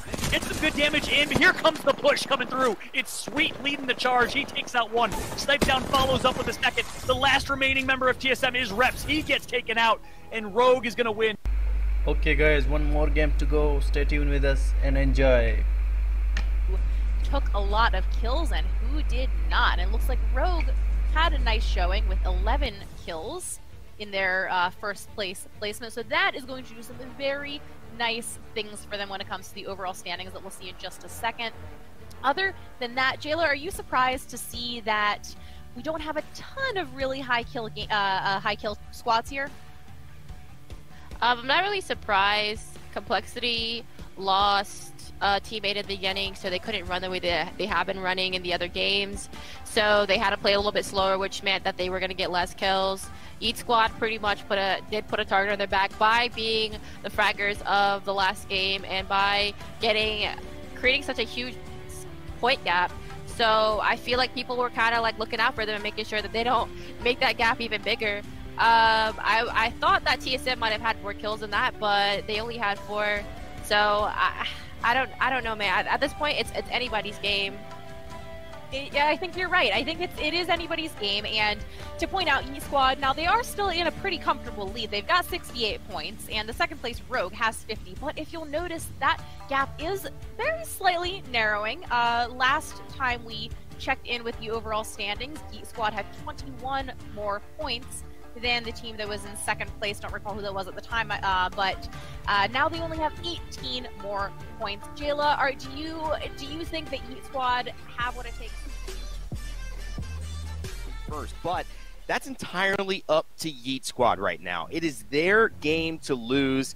The squad that has just been performing consistently throughout the day, but also having big wins, big kill games. There's no wonder they are on top. But 2 wins go to Rogue, who find themselves only 18 points behind. TSM, who lost that crucial 1v1 to finish it off. 3 members alive on each team are 4 points behind them.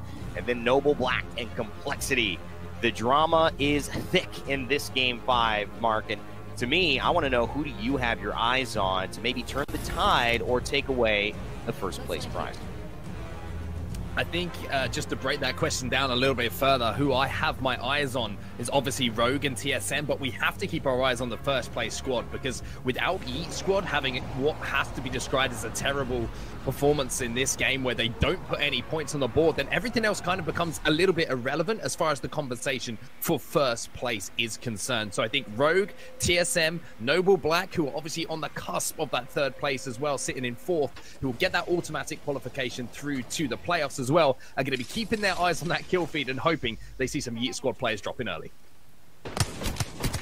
And here already, starting off with Noble, this is a big team to watch. They are in 4th place. They are 7 points behind Team Solo Mid. I'm just 1 syllable off on all of these statements. But behind Team Solo Mid, about 7 points, 4th place. They have a chance to really get into that top 3 if they can take out TSM, if they can have a big game here, if Rogue will somehow slip up. And that is really what they'll be looking for. And that, of course, qualifies them for September, a team that has been really lights on today as far as their performances on set. And I think continuing to own this area of the map, rotating potentially over by Lava, but also towards the Bloodhound Trials if they have the time to do so, and the circle seems to be moving. Yeah, I mean, they've been impressive since we've seen them in the finals. Every time we see them, we're talking about them. They're in that conversation, that top 5, and it's good to see that we've got more teams coming out, and, you know, I have to say that gap is closing at the top, where we have more teams who are going to be in position to potentially win a big tournament coming up when we do finally get to return ourselves to that LAN environment again, and we get to the live event arena. But we're also seeing fights going down super early on here around Geyser, and it's going to be RCO. He's desperately trying to stay alive here. Holiday, the last player alive, having to fight a beautiful burst shots there with the Prowler to put down an aimbot machine. That is one of our South American teams that he is fighting. So it's a one-man wrecking crew right here, and he's going to have to do some serious work if he's going to want to get his teammates back into this fight. And you know they're going to maybe look for the res, and this is the only moment really for RCO. Holiday, who's pushing here, but the res could have gone off. We'll see how the patience has been winning. It is. The Ultra, though, is going to do some work. That's another down on the Jupitertensky, and he's trying to find it. Can he end up cleaning this up? It is the entire team of Tenga. No lo tenga. La vida. And unfortunately now we'll go back.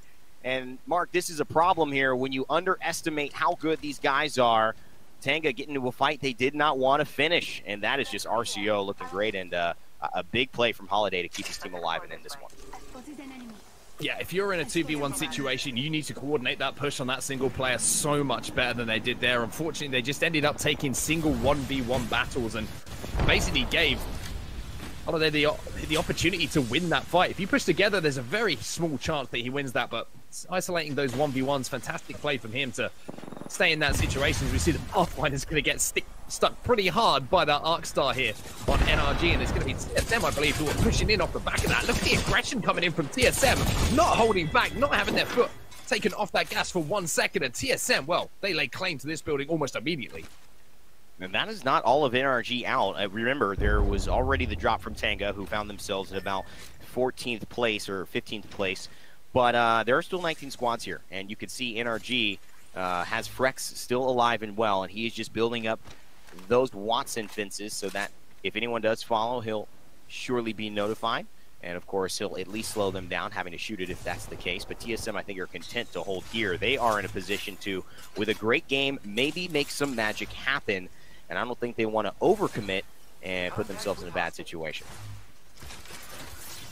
The TSM now set up in the Dorito building here, just outside of Sorting Factory, just to the north of it. And obviously with their rotations, this is probably where they're going to think up this one's going to finish. You have that end circle that finishes just outside the building, just to the right of where Imperial How is looking here. But it could be one of those interesting circles here, although we do have the Pathfinder beacon that can pull either side. But this is somewhere that I think TSM, with their experience, know it's probably going to pull this side of that mountain area, and they're going to try and hold down here and play for that placement. And anyone rotating in, well, you're going to have to fight TSM. And I wouldn't be surprised if that was Rogue. I mean, we've seen those two teams be in better positions. Rogue, Noble, TSM essentially on their fast rotates better than almost anybody else. And Rogue has gotten the better end of TSM in these fights, not necessarily because they've out-aimed them, but because they've had high ground essentially on those final rotations when the circle closed. And so look for that to maybe be one of the teams pressing in, realizing where the circle might end. Reps right now taking a bit more damage than he would have liked. Alvarelli taking a bit of a timeout with the Phoenix kit as this circle is closing. 2 minutes 44 seconds until we get to round 2. 52 members remaining in the lobby. 18 squads still alive and well. And all of our top 3 still alive. We see the armor swap coming in there as well. Albarelli happily giving that purple shield over to his Wraith player, Hal, who's going to be the most aggressive player on the team, searching for positions, doing the scouting work, and obviously trying to execute on any downs that they get as well. And Solofide here set up in the choke, a pretty strong position for them as well. And of course, they land in Fragment West. So them and TSM usually shadowing each other pretty heavily across the map. You can see that with their proximity to each other as they have now rotated into those 2 positions. Capital lasering with the R301. They often call it a laser. I believe that's a synonym for it officially in the dictionary. I won't check Merriam-Webster right now, though.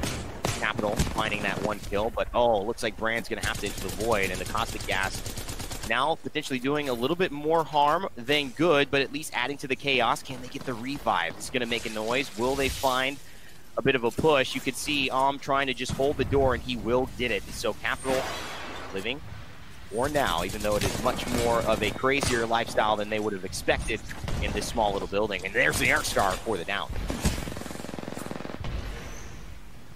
The down's coming through, and we've seen the scan come in, and that can only mean one thing. That means there's going to be 3 complexity players approaching this fight, trying to get involved. But at the moment, the Corsair's kind of holding things up, but we do see the shots coming in. Reptar does manage to get the finish onto 1, and there it is. The alarm clock is going off. The Bloodhound scan is officially the Apex Legends alarm clock of complexity, and those surprises are picking up the KP along the way. And that's big, though, from Capital, who actually ends up looking to trade on that one, but it is going to be him who falls at the end of the day. Who had done so well as the Watson to try to just manage and essentially fence off both of the ends of the hallway. Once all of complexity showed up, they were saying this fight is about to end one way or another. Whether we are dead or all of you are, somebody is going to be out of this lobby. Complexity come out on top, very resilient, after not having the best of situation after their huge 32 bomb in game 2. Bouncing back, staying involved, and now in the 5th position in this lobby. And Sentinel set up here in Sorting Factory as well. This is, of course, where they drop on the map. So very familiar position for them to work for. And now that they've got this sort of northern side of Sorting Factory locked down, you can see they were trying to get aggressive on that dome as well. But the portal back was taken, and the communication was there to say that this maybe isn't the best fight we could be taking at this point. So decided to live to fight another day, live to formulate another push, and see if they can pick some things up along the way. But you see NRG Frex, who was the last player alive for NRG, his death box is going to be there, so he's obviously been taken out of the game. That will be NRG completely wiped off of the server as we now jump on board with Peach. But that's only for a moment as we actually now pop over to see the eyes of the Bloodhound. And here's going to be Reptile, the man, of course, who is running that to some extremely good proficiency, I would say, so far in this tournament. And Yeet Squad content to just camp it out, and I believe they know that there is some danger across the way. There's no need to get too aggressive, knowing they are still in top 16, and they are first place by about a mile, so any placement points, even if they're just a few, will almost push everyone out of potential contention for the first place prize pool, and of course the top 3 taking the first position there But Complexity are really a story to follow on set, as they are a team that is not in the top 3, that if they have a big game here, would certainly qualify or put themselves in the conversation to qualify for September, which we know they would love to come away with, especially how innovative this Bloodhound has been and how dominant the moments they've had in this lobby.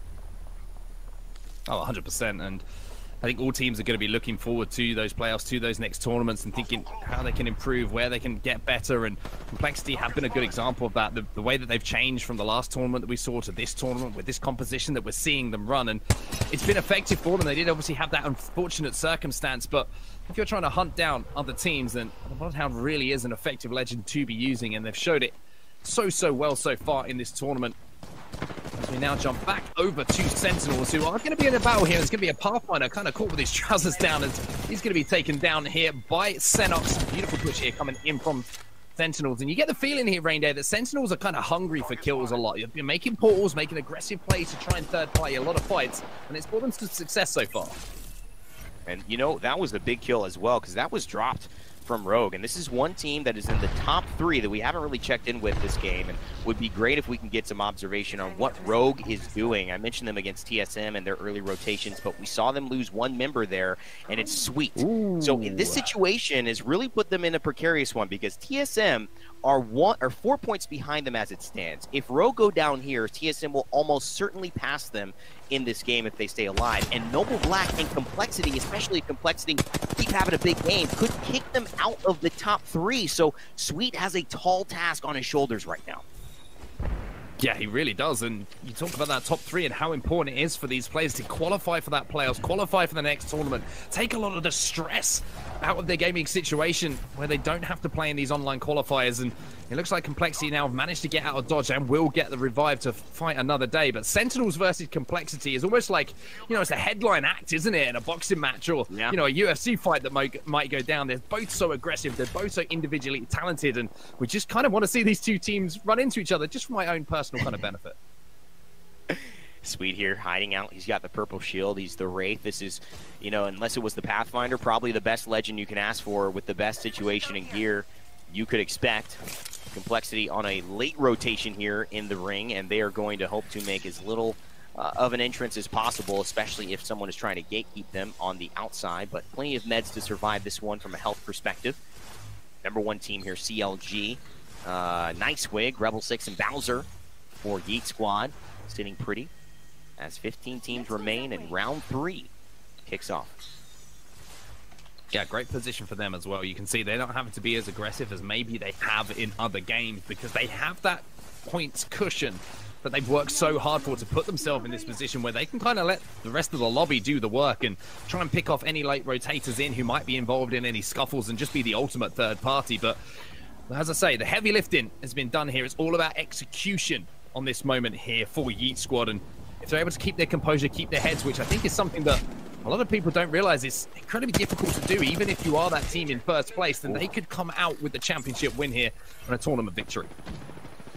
Complexity, oh my god, look at this. Reptar, is he going to actually go for this? Both of his teammates are healing. Is he going to try to push? He just knows that they aren't standing there, and they're peeking that ledge, and so he knows they have to push through this one way or the other. The other side forces them into the low ground and into the eyes of several squads, including Rogue, Sweet, who is hiding around, and Nicewig's first place team. Really just Yeet Squad as well. It's just a total unit. They've all been playing collectively so well, who are sitting in that building. So they're going to take the fight in front of them. And Culture Dome down, forcing this engagement to last a little longer.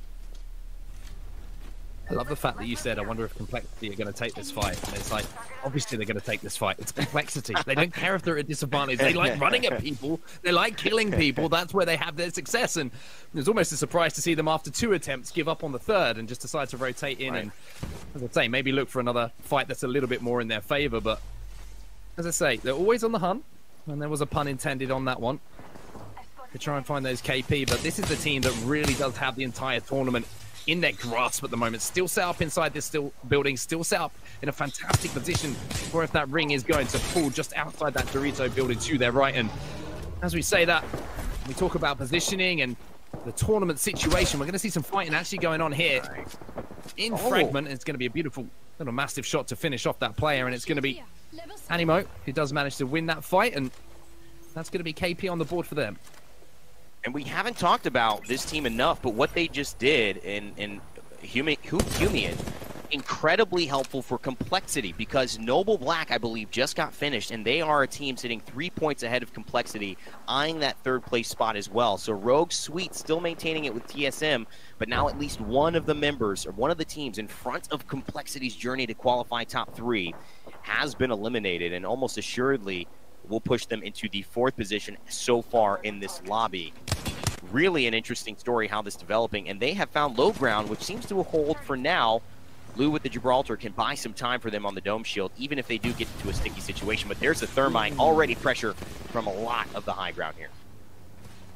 Yeah, the Thermite doing a lot of damage there, and now they are going to have to make that move. It looks like they do have a little bit of cover here, but there will be a team potentially overlooking them. You can see the ping coming in as well, just highlighting where they're expecting those shots to come in from. But speaking of shots, I mean, Monsoon is just walking out into the open here with this R301 and just destroying people as that Gibraltar defensive bombardment goes down. But it's called a defensive bombardment, but this is more of an aggressive one coming in from Complexity, trying to clear all of the spaces in front of them as they push forward. And look at this push coming in from Complexity. 303. You really don't want to be coming up against these 3 players when they're feeling themselves. The shots from Monsoon have been superb.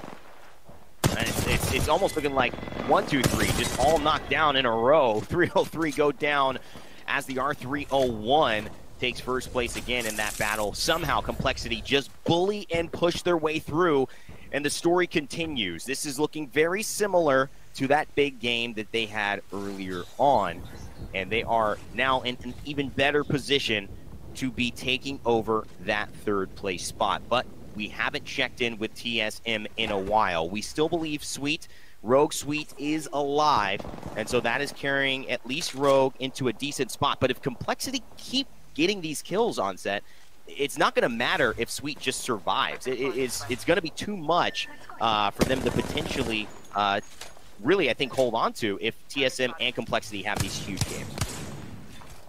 It's going to be tough for him to really work his way up the placements as well with the way that this zone has pulled as well. It means that there's going to be so many players fighting. There's going to be so many lines of sight being covered, and you say there, Rogue have been eliminated now. So that means that TSM are in a position to overtake them and take that 2nd place away from Rogue, which is, to be honest with them, pretty sweet revenge for what happened at the end of our previous game where Rogue, of course, won that straight 3v3 battle for the victory. But shots coming in here as the players are trying to rotate out from Fragment and try and work their way into any kind of position to fight from. But it looks like it's actually pulled to the other side of the mountain here. It's actually the Fragment side of the mountain. So a little bit of a shift there that I think a lot of teams would not expect, as we see Monsoon once again lighting up the kill feed. And look at the team he's taken down. That is the Yeet squad. So Monsoon is really upsetting things here as far as this lobby and leaderboard is concerned.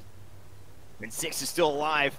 We talked about that rotation because they went the other side thanks to Godsent cut and them holding that high ground near Geyser. It forced an engagement between the 1st place Team Neat Squad and Complexity. And Complexity seemed like they're determined, seemed like they've got a bone to pick with everybody. But the McCarthy brothers said, don't forget about me.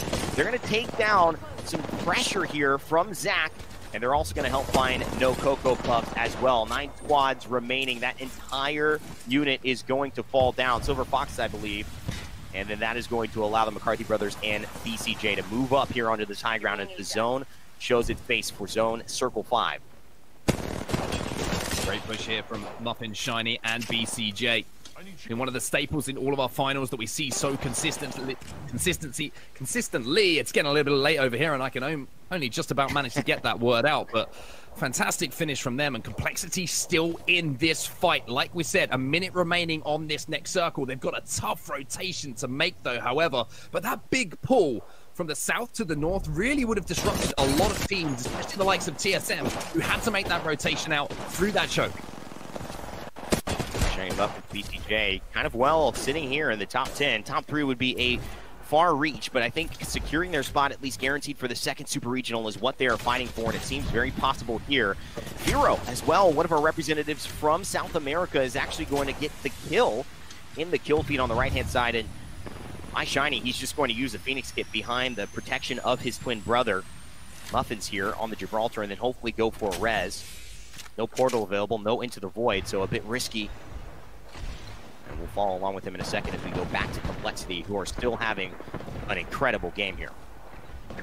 Oh, now we're seeing the fight go down between Solar Fide, who were holding that choke for so long. Imperial How is going to be knocked, but we are also seeing this fight here between Complexity and the team that's holed up in this Dorito building, and no surprise to see them getting down, fighting players who are trying to portal away. Great push again from Complexity. The only issue for them, they need to get out of there, and that portal is going to allow them to at least maybe just about squeak inside this zone. Can they get around the corner, though, and surprise this team, or will they be defeated by the ring? That's the question here.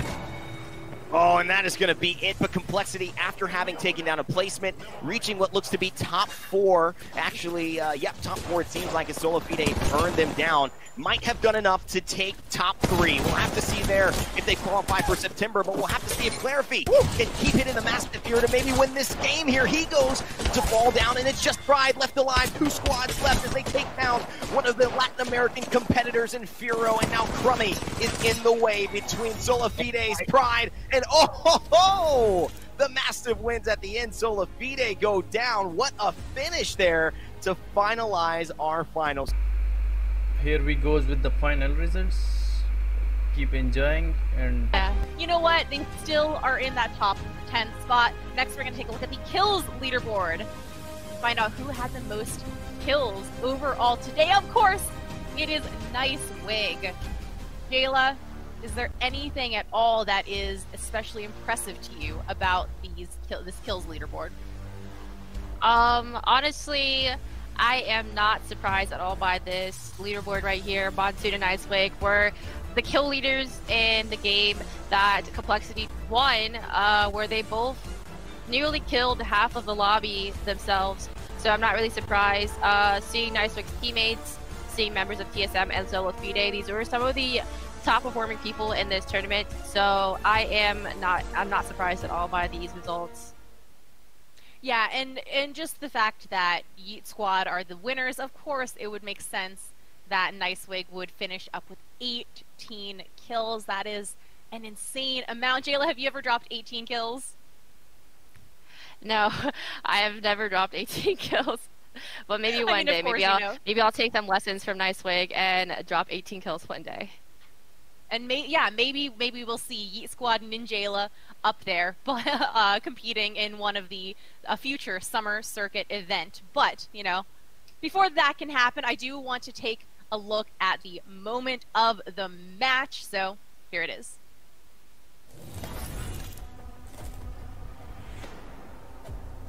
Here, sweet. We just we just play high ground. We don't give up high ground. I agree. We just play on these staircases and then we take high ground late. I'm gonna come back in a sec. I'm just grabbing these bats they have. Snipe. Right, there's a Get team ready here. to start. Get ready to start time. Yep. Yeah, there's a team sitting here. I don't know where their port goes. Those guys are gonna try to all just take below us. All we gotta do is maintain high ground. We win. No, right here. Shoot this kid. Ready? Hold on. Wait. Now 3, 2, 1, go now. Nice. Top team's fighting here. Listen, we do not want to lose high ground. Full fight for literally, high ground, no matter what. Anyone that tries to go below us, literally, or like above us. Yeah, I saw that. Nice. Dude, I think I can. Wait, can you get up here?